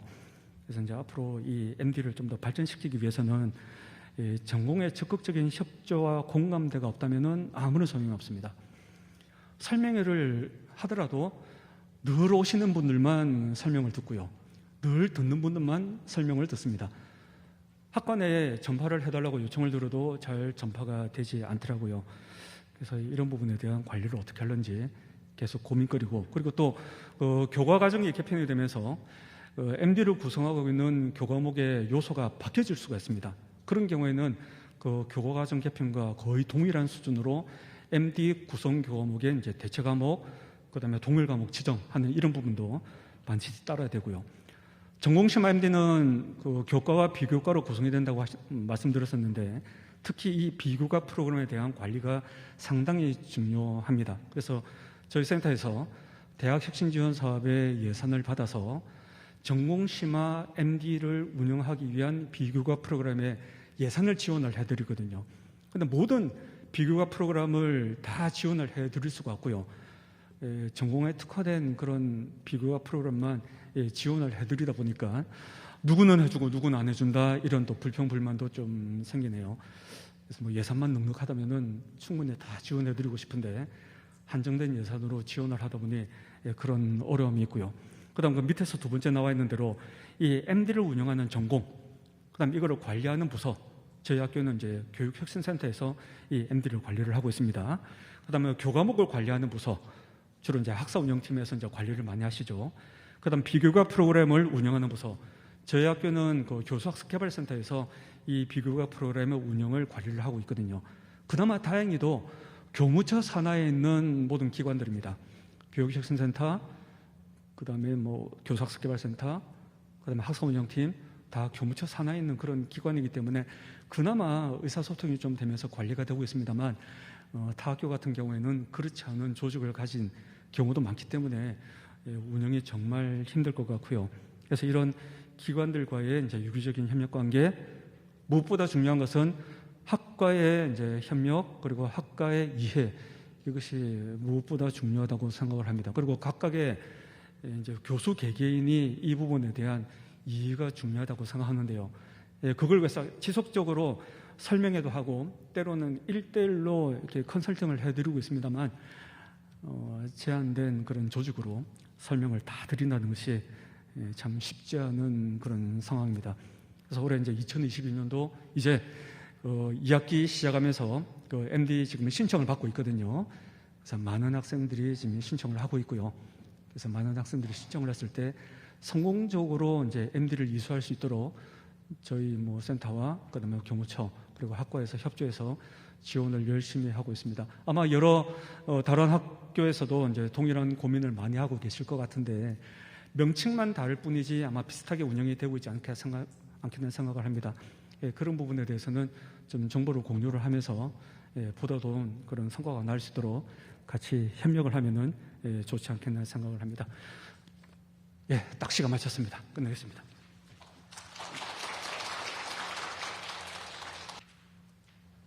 네, 안녕하세요. 저는 충남대학교 교육혁신본부 팀장 김동현입니다.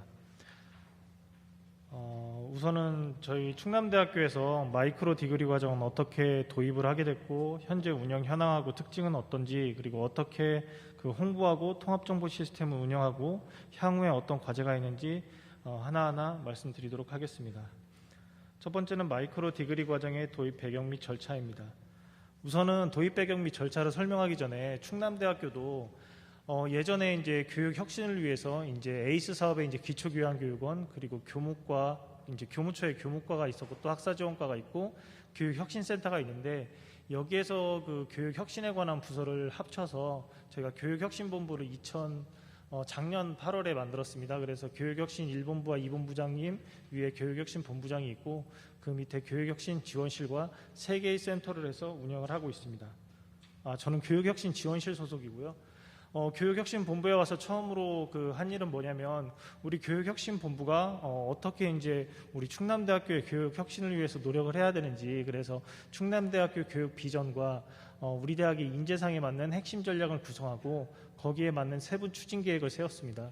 세부 추진 계획 중에 하나가 저희가 이제 사회를 수요를 반영한 이제 많은 이제 교육 환경 변화에 대해서 이제 요구를 받고 있는데 그 중에 저희는 마이크로 디그리 과정 운영과 그거와 연계한 모듈형 교육 과정 도입 운영 그리고 모듈형 교육 과정 개발을 위한 연구를 함께 추진하려고 합니다.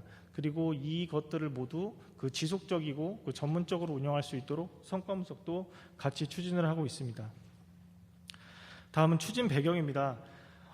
신기술 산업 분야 등 사회적 기술적 혁신 속도가 이제 가속화되면서 이제 지식 및 정보의 주기가 짧아짐에 따라 새로운 지식과 기술 제공을 위한 새로운 교육 프로그램, 교육과정 도입의 필요성이 계속 대두되고 있습니다. 또한 새로운 교육에 대한 사회적 요구가 증가하면서 국가 경쟁력 확보와 이에 걸맞는 교육 개혁을 선도하기 위한 대학의 역할 변화를 요구받고 있습니다. 대학은 학력 인구 감소와 코로나19의 장기화, 오미크론 변이 등 대유행 등의 다양한 교육 환경 변화와 새로운 교육에 대한 기대와 맞물려 변화와 혁신의 중심에 서 있습니다. 그래서 저희가 처음에 마이크로 디그리 과정을 이제 도입하기 위해서 요즘에 많은 연구들이 나왔는데요. 이제 마이크로 디그리 과정이라는 거는 마이크로와 디그리의 합성어로 작은 단위의 학위를 얘기하고 또 정규 학위 취득 법령 내에서 실무형 인재 양성을 위한 소단위로 또 바라보기도 합니다. 그래서 충남대학교는 마이크로 디그리 과정에 대한 정의를 어떻게 내렸냐면 4차 산업혁명 등 가속화되는 기술혁신 및 인문사회 과학 등 학문 발전에 대응하는 전문성을 갖춘 융합인재 양성을 위해 학습 내용의 전문화, 집중화와 학습 기관의 단기화에 초점을 맞춘 맞춤형 융합교육 과정이라고 정의를 하였습니다. 이렇게 여러 가지 좀 용어들이 들어가 있는데요. 처음에 저희가 시작을 할 때는 좀 공대에 맞춰져 있었습니다. 그래서 4차 산업혁명, 기술혁신, 이게 너무 이공계 쪽만 아니냐 이런 얘기도 있었고 사실 인문사회과학에도 저희가 마이크로 디그리 과정이 많이 있는데요.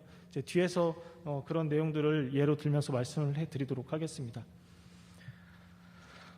처음에 이제 저희가 대학혁신 지원 사업 이전에 벌써 에이스 사업하고 이거를 추진하면서 저희가 이제 모듈형 비슷하게 해서 저희가 트랙제도 운영을 해봤고요. 다양하게 이제 그 이수 체계도도 해서 구성을 해서 운영을 해봤고 다양하게 해봤는데 역시 학생들의 효용은 많이 없었고 그리고 예전에 또 2000년대 초반으로 들어가면 학부제까지 이제 폐지되었지만 이제 계속되는 문제점으로 해서 학생들이 많이 오고 있지 않습니다. 그래서 연계전공이나 융합전공을 학교에서 많이 만드는데 이것도 되게 힘드실 거예요.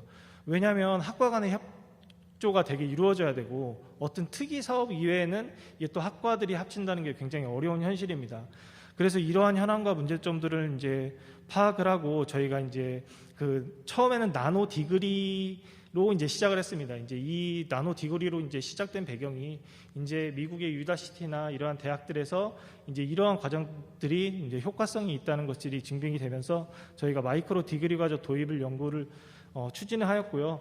처음에 이제 나노 디그리 과정 시범 운영을 위해서 동시에 공모를 추진을 했습니다. 그래서 학내 도입을 위해 공청회 그리고 시범 운영 관련 설명회도 같이 추진을 하였고요. 그래서 나노학위 과정이 개발된 거를 가지고 저희가 이거를 바로 도입한 게 아니고 관련 컨설팅을 통하고 이거를 근거로 해서 저희가 그 학칙 등 개정안을 마련하려는 그 토대를 만들었습니다. 그래서 나중에는 저희가 이 나노 디그리 과정을 나노 학위 과정으로 2020년도에 연구를 해서 2021년도에 나노 학위 과정 관련 학칙 및 학사 운영을 개정을 하고 그 다음에 나노학위 편성, 이수 및 운영 등에 관한 지침을 제정을 하였습니다. 그리고 이제 2021년도에 처음에 7개로 시작을 해가지고요. 2021년도에 15개의 나노학위 과정을 신설하고 운영을 하고 있습니다. 신설 과정은 공모를 통해서 우선 1단계 이제 평가를 하고요. 2단계는 이제 저희 전문가로 구성된 교수님들과 함께 컨설팅을 합니다. 이게 실질적으로 운영이 가능한지, 이 지속 가능성이 있는지, 사회 수요는 있는지 다양한 면들을 검토를 해서 컨설팅을 하고요. 이러한 컨설팅 결과와 교수님들이 제출하신 교육과정 내용을 가지고 충남대학교의 최고 의결기관인 학사운영위원회의 심의를 받고 이제 그 다음에 이제 지침 반영을 통해서 이제 운영을 하게 됩니다. 이게 운영을 하는 데가 설계서부터 이 지침까지 반영하는데 한 8개월 정도가 걸리더라고요. 그래서 좀 지속적으로 이런 관리가 필요하고요. 그리고 이제 나노화기 과정 명칭을 저희가 2022년도에 마이크로 디그리 과정을 변경하였습니다. 이게 왜 변경을 했냐면 2021년도에 이제 교육부에서 이제 그 전에도 이제 마이크로 디그리 과정이라는 용어를 사용했지만 교육부에서 각종 정부 재정 지원 사업의 마이크로 디그리 과정으로 표기한 게 이제 작년서부터 표기를 했습니다. 그래서 우리가 통상적으로 학생들이 졸업을 했을 때 뭐 나노화기 과정, 나노 디그리 이런 거보다는 통상적으로 대학에서 사용하는 마이크로 디그리 과정이 좀 맞을 것 같다라고 해서 저희가 마이크로 디그리 과정으로 2022년도 3월에 변경을 하였고 관련 지침을 개정을 하였습니다. 그리고 통합정보 시스템의 마이크로 디그리 과정 성과 분석 및 학사관리 시스템을 운영할 수 있도록 구축을 하였고요. 이렇게 계속 운영을 하다 보니까 이제 다양한 수요들이 되게 많습니다. 그래서 저희가 연구소 및 기관으로 확대해서 운영하고 그리고 전공뿐만 아니고 교양 일반 선택으로도 교과목의 선택폭을 확대하고 있습니다. 이런 예시는 제가 뒤에서 또 말씀드리도록 하겠습니다. 현재는 지금 마이크로 디그리 과정 2022년도에만 17개 과정이 신설돼서 총 31개 과정이 2학기 때부터 운영을 할 예정입니다. 그래서 체계적인 그 마이크로 디그리 과정 운영을 위해서 관련 학칙적 규정을 지금 이제 재개정을 통해서 운영을 하고 있으니까 관련 자료는 참고를 하시면 될 것 같습니다. 다음은 충남대학교 마이크로 디그리 과정 운영의 특징입니다. 저희는 운영학과 가로 열고 부서라고 했는데요. 마이크로 디그리 과정의 주관학과, 그러니까 학과 기반으로 해서 운영하는 데는 주관학과를 두고 있고 부속시설 또는 연구소의 장이 운영을 할 수 있습니다. 그래서 저희가 31개 과정 중에 주관학과에서 교육과정을 편성 운영하는 데가 16개 과정, 그리고 부속시설 및 연구소에서 편성 운영하는 게 5개 과정입니다. 밑에 이제 스마트 철도 교통 과정이라고 있는데요. 이제 전에 발표하신 이제 토목공학과 교수님도 계시지만 이제 저희가 토목공학과 기반으로 시작을 했습니다. 이 철도 그 스마트 철도 교통 과정을. 근데 이제 학과에서도 우리 학과가 이 토목을 하는 데지 철도 이런 걸 하는 데냐. 그리고 스마트 철도라는 거는 다양한 학문 분야가 연계가 돼 있기 때문에 학과에서 운영이 불가능하다. 그래서 여러 학문 분야를 이렇게 하다 보니까 그러면 우리 충남대학교에 있는 공과대학 내에 철도 연구소에서 이 과정을 운영하면 좋겠다. 그러면 우리 규정을 어떻게 바꿔야 되겠느냐. 우리 교육과정 운영은 기본적으로 학과에서 운영을 하게 되어 있지만 철도 연구소에서 더 전문적인 그 산업체와 연계한 교수님들과 협업해서 교과목을 운영하면 더 효과적이겠다 해서 저희가 이제 인근에 이제 그 철도 관련 부서 기관들이 많이 있어서 거기 교수님들을 초빙하고 또 저희 철도연구소 교수님이 합쳐서 이 스마트 철도 교통 과정을 운영을 하게 됐습니다. 이거 설계서부터도 마찬가지로 저희 교수님들이 설계를 하신 게 아니고 그쪽에서 전문가분들이 나와서 같이 교육과정을 설계하고 실질적으로 이 학생들이 철도 관련한 기업에 들어갔을 때 그런 역할을 수행할 수 있는 교육과정들로 구성을 해서 현재는 운영을 하고 있습니다. 저희가 이제 밑에 보시면 링크 3.0 사업단이라고 되어 있는데 그 산업체하고 연계해서 같이 운영을 하기 때문에 저희가 철도연구소하고 링크 사업단 같이 협업을 해서 운영하고 있는 케이스입니다. 다음은 이수 구분을 이제 그 마이크로 디그리 과정, 학위 과정이기 때문에 전공으로 운영한다는 저도 생각을 좀 많이 했습니다.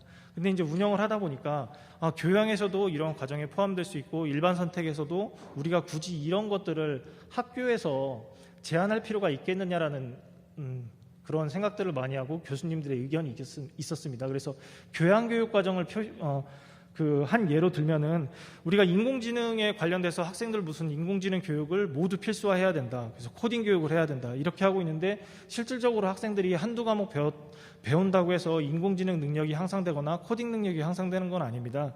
그래서 학생들에게 그러면 얼마나 더 조금 그 다양한 그 좀 포괄적인 교육을 할 수 있을까 해서 저희가 인공지능 기본 과정을 교양하고 연계해서 운영을 하고 있습니다.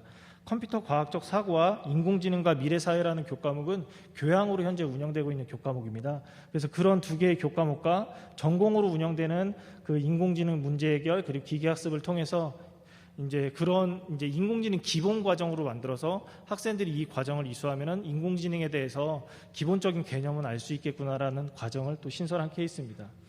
이수학점은 저희가 편성은 자유롭게 하고 있습니다. 근데 과정별로 최소 이수학점을 9학점에서 15학점으로 정하고 있습니다. 예를 들어서 스마트 철도 교통 과정은 12학점을 이제 편성된 4개 교과목을 모두 이수해야 되고요.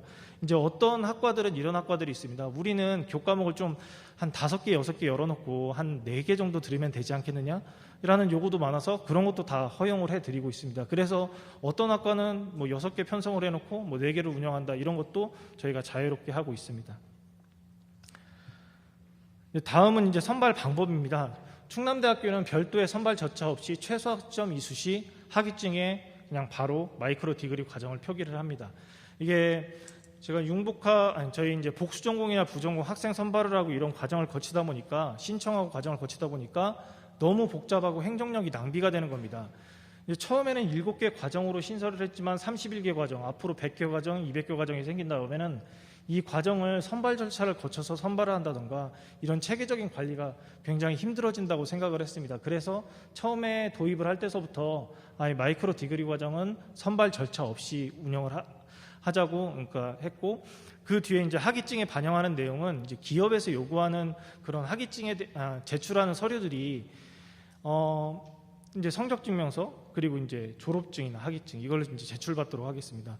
아까 저기 동서대학교에서 되게 이제 좋은 점이 뭐냐면 과목도 다 표시됐으면 좋겠다. 그런 거 저희도 한번 이수증에 대해서는 저희도 한번 하는 걸로 적극 지금 검토하려고 지금 생각을 하고 있습니다. 참 좋은 제도인 것 같습니다. 우선은 충남대학교는 학위증에 이제 바로 표시를 하고 있습니다. 네, 그리고 이제 이수 현황입니다. 충남대학교는 이제 말씀드렸다시피 2021년도 1학기에 이제 과정을 도입해서요. 7개 과정의 첫 번째 연도에는 그러니까 572명의 학생들이 교과목을 이수했고요. 2021년도 2학기에는 저희가 1000명, 그리고 이번 학기에는 1500명 정도의 학생이 이수를 하였습니다. 그리고 아까 그 뒤에 14개 과정은 그 뒤에 2학기 때서부터 운영했으니까 통계에는 제외를 하였습니다. 저희가 졸업을 하고 나간 현황이 여기 좀 빠져 있는데요. 저희가 작년에 그 졸업을 하고 나간 인원이 한 99명 정도 졸업을 하고 나갔습니다. 그리고 교육과정을 구성해서 편성을 해서 운영을 할 때 단기적으로 운영하는 게 목표라고 생각했습니다. 사회에서는 인력들을 바로바로 좀 나오게 하려고 요구를 하고 있는데 대학은 이게 교육과정을 개발하고 이제 적용하고 운영하고 졸업자가 나오기까지는 굉장히 오랜 시간이 걸리기 때문에 그렇게는 안 된다. 그래서 교수님들이 마이크로 디그리 편성할 때 우리는 이거 개발하는데 다음 학기에 개발하고 다음 교과목 다음 학기에 개발하고 한 2년이나 3년 뒤에 이 과정에 대한 졸업자가 나올 겁니다. 라고 하는 과정들은 처음부터 저희가 그냥 이런 거는 저희에게 해당되지 않는 거라고 교수님에게 말씀드리고, 사실 이런 걸 협업을 통해서 그 교수님들하고 좀 가능하면 좀 빨리 개발해 주세요. 뭐 이런 식으로 해서 그 운영을 하고, 뭐 교과목이 뭐 2학기, 뭐 3학기 이렇게 계속 늘어지는 것들은 저희가 계속해서 학과에 전화를 하고 이제 이 과정이 왜 운영이 안 되느냐 계속 체크를 하면서 지금 30개 과정을 지금 운영해 나가고 있습니다.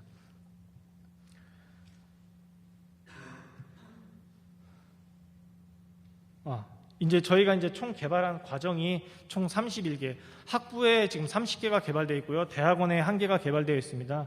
대학원에 1개가 개발된 게 건강정보관리 과정이라고 해서 간호학과에서 이제 간호 인력을 양성하는 것뿐만 아니고 우리가 건강정보도 데이터로 관리를 해야 되겠다 해서 그런 과정들을 지금 마이크로 디그리 과정에서 넣어서 하고 있고, 지금 현재 대학원에서 제가 요구받고 있는 과정들이 굉장히 많이 있습니다. 왜냐하면 BK 사업을 진행을 하기 때문에 융합교육이라든지 이런 부분들이 굉장히 많이 있습니다. 지금 그래서 대학원과 긴밀한 협업관계를 유지를 하면서 대학원에 지금 어떻게 하면 마이크로 디그리 과정을 표기하고 하는 방법을 현재 논의하고 있습니다. 대학원 학위증에는 저희가 마이크로 디그리 과정을 포함하고 있지 않습니다. 학부의 과정만 현재는 표기를 하고 있고요. 대학원은 지금 대학원 자체 그 전공 분야가 이런 마이크로 디그리 과정과 가깝기 때문에 그러한 부분들을 좀 어떻게 하면 좀 표시를 할 수 있을까 저희가 고민 중에 있고 다음 학기 때부터 시행할 예정입니다. 그리고 대학원도 저희가 마이크로 디그리 과정을 확대할 계획입니다. 홍보 및 통합정보 시스템 개발 프로그램에 대해서 설명을 해드리겠습니다.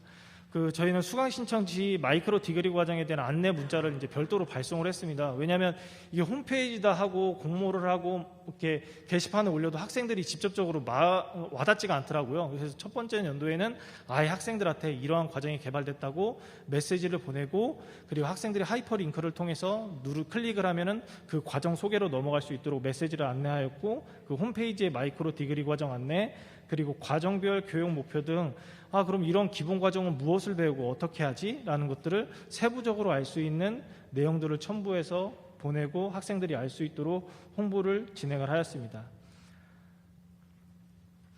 다음은 통합정보 시스템 프로그램 개발입니다. 이제 학생들이 이런 과정들이 개발을 했다고 해서 내가 쉽게 접근을 할 수 있어야 됩니다. 그래서 충남대학교 통합정보 시스템은 마이크로 디그리 과정으로 검색을 하면은 이게 어느 학과에 어떻게 열리다, 이제 이런 것들을 좀 자세히 알 수 있게 좀 표시를 해놨습니다. 그래서 수강 신청, 교육과정 조회 등에서 다양하게 할 수 있고, 이런 과정들이 여러 개 학과가 또 모여서 만든 과정들이 있습니다. 저희가 소비자 생활 트렌드 분석 과정이라고 있는데, 이거는 생활과학대학 소비자학과, 그리고 의류학과, 그리고 이런 학과들이 모여서 각 학과에 한 과목씩 내놔서 교과목을 운영하기 때문에 어떤 학과는 내 전공에서 개설한 교과목을 들으면 전공으로 인정받을 수 있고, 어떤 학생들은 일반 선택으로 인정받을 수도 있고, 이렇게 다양하게 해서 운영을 하기 때문에 이런 개설 학과를 통해서 내가 이거를 들으면 어떻게 이수 구분이 찍히는구나를 또 쉽게 알 수 있습니다. 그리고 충남대학교 통합정보 시스템은 지능형 통합정보 시스템이라고 해서 개설된 교과목의 그 이수 구분을 따라가는 게 아니고 자기 교육과정에 별로 이게 교과목의 이수 구분이 변경이 되게 됩니다. 자동으로. 그리고 학생들한테 그렇게 보이게 되고, 그렇기 때문에 학생들이 보는 이런 시스템들은 조금씩 다를 수가 있습니다. 그리고 기준학점 관리입니다. 학생들이 이제 또 쉽게 알 수 있도록 이 시스템의 기준학점 관리를 하고 있고요. 그리고 이제 저희가 졸업사정할 때 학생들이 아예 신청 없이 한다고 했기 때문에 전체 저희가 졸업 대상자에서 마이크로 디그리 과정 후보자를 생성을 한 다음에 그 후보자 생성한 학생들 중에서 마이크로 디그리 과정을 학점에 맞게, 과목에 맞게 이수했는지를 확인을 하고 나중에 이 정보를 저희가 학사 지원과로 넘기게 됩니다. 그럼 학사 지원과에서는 이 정보를 가지고 학위증이나 졸업사정을 하게 됩니다. 향후 추진 계획은 저희가 이거하고 동시에 그 모듈형 교육과정이라고 연구를 진행했습니다. 그래서 모듈형 교육과정엔 저희가 3가지 안이 있는데요. 우선은 그 중에 저희 A안인 그 학과별로 분산된 이제 교과목을 이제 모듈화해서 모듈형 이제 교육과정 연계전공이나 부전공 이런 식으로 만드는 겁니다. 그래서 저희가 지금 현재 시도하고 있는 거는 정부에서 반도체 산업이 나오기 전에 저희가 반도체 관련해서 마이크로 디그리 과정을 지금 5개를 만들었습니다. 그래서 5개를 만들다 보니까 이 5개 만든 것을 학부 수준에서 합친다고 하면은 반도체 분야에 좀 그래도 전문가가 양성되지 않을까 해서 지금 현재 그 TF팀에서 이 마이크로 디그리 과정을 운영하시는 학과에서 저희가 반도체 관련 학과를 만들려고 지금 추진을 하고 있습니다. 그래서 나노 시스템 반도체 과정, 그리고 지능형 반도체 설계 전문 과정, 초미세 반도체 소자 분석 과정, 그리고 반도체 소재 분석 과정이 있는데 저희가 이거는 분석과학기술대학원이 저희가 전문대학원에 설치가 되어 있습니다.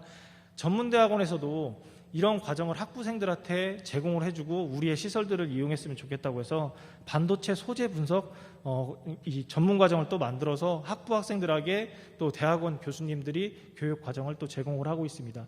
이런 것들이 모여서 한 2개 정도 하면은 부전공이 또 나가고요. 또 3개 정도 해서 하면은 또 복수 전공이 나갈 것들을 2학기에 좀 런칭할 계획입니다. DSC는 좀 패스하고, 그리고 이제 신산업 분야 인재 육성하고, 그리고 이제 사회 수입이나 이런 것들이 계속 나오는데 저희가 이제 각 사업에서 마이크로 디그리 과정을 굉장히 요구를 많이 받습니다. 예를 들어 범부처 양성 사업에서 뭐 산자부에서 한다든가 뭐 이쪽 분야에서 한다든가, 그러면 요즘에 나오는 트렌드는 좀 마이크로 디그리를 했으면 좋겠다, 작은 단위의 학위를 우리가 교육과정에 넣었으면 좋겠다라고 하셔가지고 그런 것들을 계속 하다 보니까 저희가 올해만 해도 공모를 벌써 2번을 했습니다. 갑자기 우리 사업 지금 하나 뜨는데 마이크로 디그리 과정으로 지금 교육과정을 내야 되는데 이게 사업 계획서에 반영이 돼야 됩니다. 그럼 교수님하고 저희는 또 계속해서 교수님하고 이 마이크로 디그리 과정을 런칭하기 위해서 교육과정 컨설팅을 계속 진행을 합니다. 그래서 이번에 저희가 디지털 물산업 수자원공사라고 하는 사업도 거기도 이제 마이크로 디그리 과정으로 운영을 하게 되는데 그것도 이제 저희 그 교육과정에 넣어서 그 사업으로 선정된 케이스가 있습니다. 2학기에도 마찬가지로 몇몇 세 정부 재정 지원 사업에서 마이크로 디그리 과정을 한다고 하셔서 9월 달에 한 번 더 그 공모를 또 하고 컨설팅을 하려고 합니다. 그래서 공모하고 컨설팅이 거의 1년 내내 좀 이루어지는 것 같습니다. 그리고 저희가 이걸 하다 보니까 기본적으로는 저희가 어떤 기술이나 역량 중심으로 이제 교육 과정을 운영을 하기 위해서는 표준 좀 교재 개발이나 표준 좀 양식이 좀 필요하다고 생각이 들었습니다. 그래서 이런 것들도 또 연구를 통해서 같이 지금 추진을 하려고 하고요. 그리고 다음 학기서부터 이제 졸업자가 이제 좀 누적이 되면 저희가 좀 취업 성과 분석을 좀 하려고 합니다. 기존 졸업자랑 마이크로 디그리 과정 졸업자랑 취업에서 어떤 좀 효과성이 있는지 이런 것도 좀 검색을 하려고 하고 모든 교육이 이렇게 취업에 좀 맞추어져서 조금 이런 분석을 하기는 좀 어렵겠지만 그래도 이런 학생들이 얼마나 또 저희 도움이 되고 하는지를 좀 계속해서 추적해서 분석을 할 계획입니다. 네, 이상으로 충남대학교 발표는 모두 마치겠습니다. 감사합니다. 혹시 질문도 좋고 우선 소속하고 성함 말씀해 주시고 주세요. 마이크 갑니다. 네, 안녕하세요. 공주대학교 교육혁신본부의 김은이라고 하는데요. 네, 너무 다 학교에 좋은 사례들을 많이 들어서 배우고 갈 수 있는 좋은 기회였다고 생각이 듭니다. 시간이 별로 없어서 제가 궁금한 것들을 각 발표자분께 한꺼번에 질문을 드리려고 하는데요. 먼저 동서대학교하고 충남대학교에서 이제 마이크로 디그리 과정을 하고 계신데 아까 동서대 김희성 센터장님께서도 말씀하셨듯이 학과의 협조가 되게 중요하잖아요. 그래서 이걸 처음 시작하실 때 시작하시거나 아니면 지금 하실 때 학과에게 주는 어떤 혜택이 있으신지 아니면 이걸 통해서 학과에서 받는 인센티브가 있는지가 궁금하고요. 그리고 이제 연세대에서 하는 이게 제가 이 분야에서 일을 한 지가 얼마 안 돼서 이해가 부족해서 그런 걸 수도 있는데 기존의 복수 전공이랑 어떤 차이가 있는지 궁금하고 두 개 전공을 선택을 할 때 어떤 조건들이 있는지 아까 전에 충대에서 하는 그런 마이크로 디그리 과정을 할 때는 어떤 별도의 절차가 없이 신청을 했는데 연계 과정을 할 때에도 학생이 어떤 조건이나 기준 없이 원하는 전공을 무조건 두 가지를 선택할 수 있는지가 궁금하고 연계 과정과 융합 과목으로 이렇게 뭐가 이렇게 만들어졌잖아요.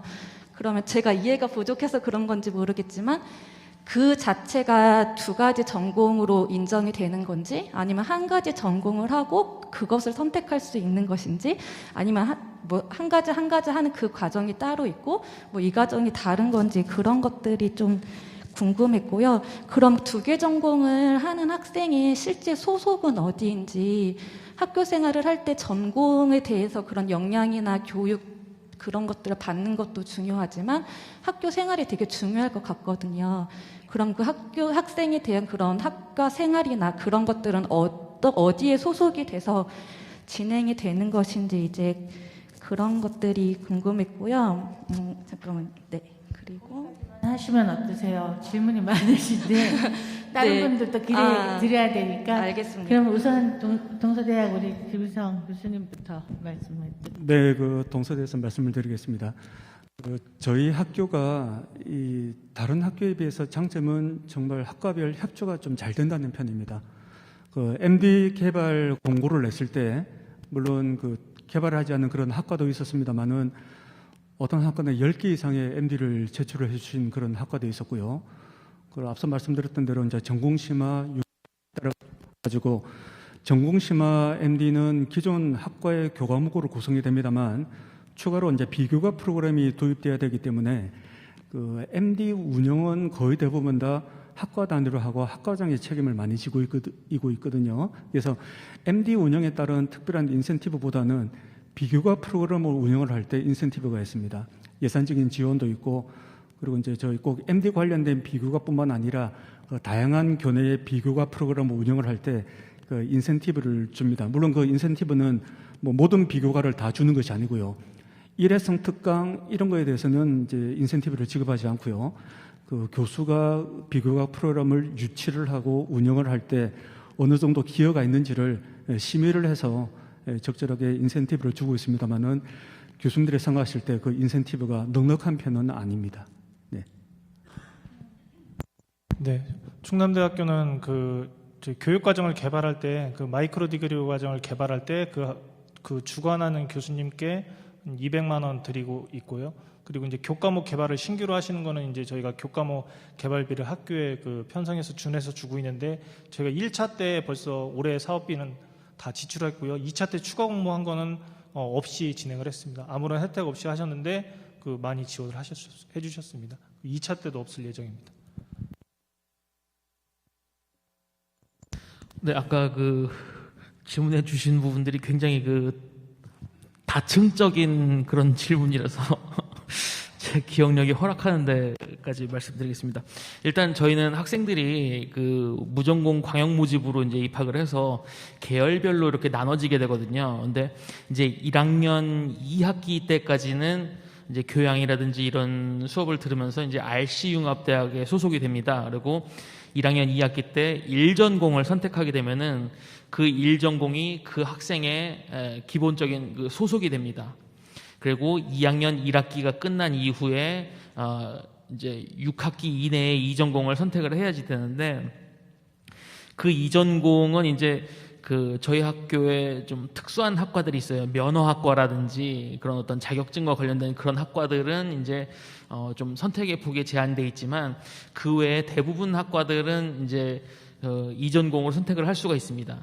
그리고 또 이제 그 학생들의 어떤 전공을 선택한다든지 이런 것들에 대한 지도는 1학년 동안에 이제 AA라고 하는 학사지도 교수님들이 이제 맡아서 진행을 해주시고요. 그리고 이제 저희 2개 전공을 선택하는 데 있어서 그 가장 기본 전공이 되는 1전공, 그리고 이제 연계 전공, 융합 전공, 그리고 1전공의 심화 과정의 심화 전공, 이렇게 4가지로 크게 나눌 수 있는데요. 연계 전공과 연계 전공, 융합 전공, 심화 전공이 다 각자 제2전공으로 선택할 수 있는 부분들입니다. 그래서 그 기본 전공을 제외한 나머지들은 2전공으로 선택할 수 있다 정도까지 말씀드리겠습니다. 충분한 답변이 됐는지 모르겠습니다. 일단은 딴 분 또 기다려보고 없으시면 다시 기회를 드리겠도록 하겠습니다. 혹시 다른 질의응답, 말씀 주시죠. 저도 질문이 하나 있는데, 연대 같은 경우에 지금 우리가 2개 전공 선택 제도를 하면 학생들이 수업 기간, 그러니까 연한은 어떻게 되나요? 보통 우리가 복수 전공을 하면 길어지거든요. 한 1년 정도? 근데 연대에서는 2개를 어쨌든 전공을 하면 그 기간이 그러니까 결국은 학점 수인데, 그죠? 1개 전공을 하는 거하고 비교해서 얼마나 늘어나는지 궁금해요. 크게 늘어난다는 생각은 들지 않고요. 그러니까 1전공이 36학점 기반입니다. 그래서 36학점에다가 이제 그 두 번째 전공이 36학점, 그리고 거기에서 겹치는 과목이 있을 경우에 9학점까지 이제 그 졸업학점에서 제외해주는 그런 제도고요. 그렇습니다. 그래서 몇 년이 걸려요? 그러니까 통상적으로 저희가 이번에 처음으로 이제 학생들이 2전공을 선택을 했기 때문에 데이터로 말씀드리기에는 좀 그렇지만, 보통 일반적인 그런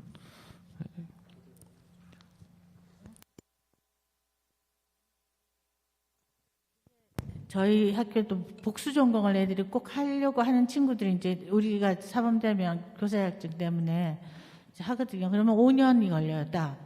그러니까 왜냐, 각 전공마다 필수가 있잖아요. 그러니까 겹치는 건 교양이고 그것만 빠지는데, 그러면 이제 아무리 계절학교 듣고 어쩌고저쩌고 해도 5년이라는 게 걸리는데, 이제 그런 식으로 확실한 뭔가의 이제 자격증이라든지 그런 게 있으면 학생들이 그걸 감수를 하는데 결국 이제 그런 게 가시적이지 않을 때는 사실은 이런 이제 뭐 선택이 됐든 복수가 됐든 부전공이 됐든 이런 거에 성과가 결국은 이제 사실 연대가 이제 시작을 했기 때문에 이제 앞으로 학생들의 취업이라든지 뭐 그런 이제 성과가 아마 이제 정말 가시적으로 나오면 제가 볼 때 굉장히 좋을 것 같은 그런 좀 생각이 들더라고요. 네.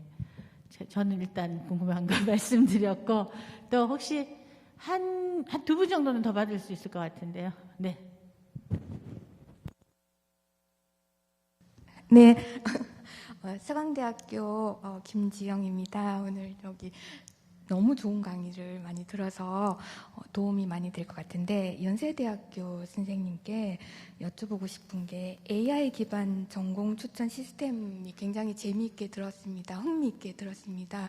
왜냐하면 제가 서강대학교에서 유사하게 저는 이렇게 AI 기반이 아니라 실질적인 취업을 한 선배의 학사 데이터들을 기반으로 해서 우수 사례들을 그 진로 방향에 목표로 하고 있는 학부생들, 특히 저학년 학생들에게 제공을 해서 4년간의 대학 생활을 설계하게끔 하는 프로그램을 지금 한 8년째 운영을 하고 있고 졸업생 선배들도 굉장히 많이 참여를 하고 있고 학부생들도 관심을 많이 가지고 선 사례로 진행을 하고 있는데 지금 연세대학교에서 진행하고 있는 AI 기반 전공 추천 시스템에서의 그 베이스가 되는 데이터가 홀랜드 인터레스팅 테스트가 들어가고 그다음 그 학사 과정 뭐 이런 것들이 들어가는데 교과목 이수 데이터가 들어가는데 이 홀랜드 인터레스팅 테스트 리아스에게 그 추출 값이랑 교과목 이수 데이터 이 값들의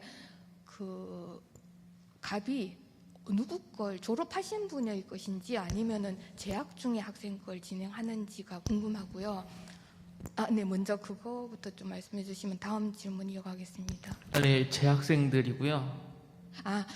만약에 예. 재학생들의 데이터를 그럼 대학생들에게 홀랜드 테스트 진행하고 교과목 이수 과정 데이터를 취합을 해서 어떤 목표의 방향으로 해서 그 최종값을 추출해서 전공이 추천이 될 수 있는지 그 알고리즘이 제가 좀 안 떠오르거든요. 조금 자세하게 말씀해 주실 수 있을까요?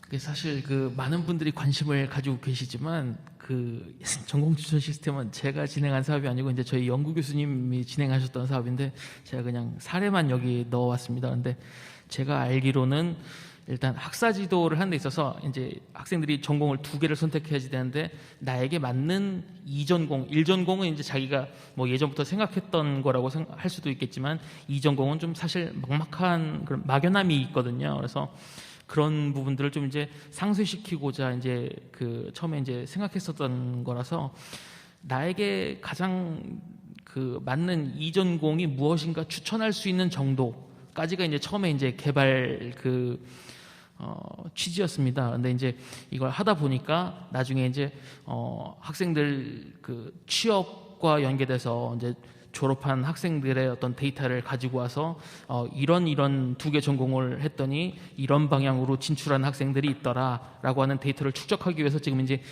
저희 인재개발원하고 그 데이터를 이제 공유해서 적용하려고 하고 있고요. 또 하나는 이제 학생들의 어떤 이탈률, 그러니까 이런 학생들이 이렇게 전공을 했는데 좀 이렇게 부진한 부분을 보여서 이런 것들을 좀 이렇게 이탈률이라든지 어떤 그 성적 저조자들을 좀 미리 예측해서 뭔가를 할 수 있지 않을까라고 하는 그런 부분에 또 다른 연구를 또 지금 이제 계획하고 있습니다.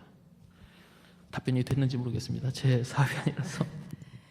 네, 혹시 저도 오늘 이 세션 이제 우수 사례 발표를 들으면서 그냥 우리가 막연히 전공 선택제 혹은 나노 디그리, 마이크로 디그리 했을 때 그걸 어떻게 구현하지 하고 생각했던 거를 실제로 학교에서 이제 그걸 적용하셔서 연구하시면서 굉장히 많은 노력을 해서 이제 오늘 발표를 들으니까 이렇게 하면 되겠구나 하는 그런 이제 사례를 제공해 주셔서 너무너무 감사드립니다. 저도 많이 배웠고요. 혹시 꼭 내가 오늘 이 질문 못하면 집에 못 가겠다는 분 계시면, 예, 아니, 혹시, 예, 하셨던 분은 죄송한데, 예. 그리고 아마 제가, 세 분께 앞으로 혹시 대학에서 이메일로 연락하셔서 좀, 예, 질문하시면 꼭 좀 잘 받아주시고 설명을 잘 해주십사 하는 부탁을 일단은 드리니까 추후에라도 궁금하신 거 있으면 여쭤보시면 좋을 것 같습니다. 네.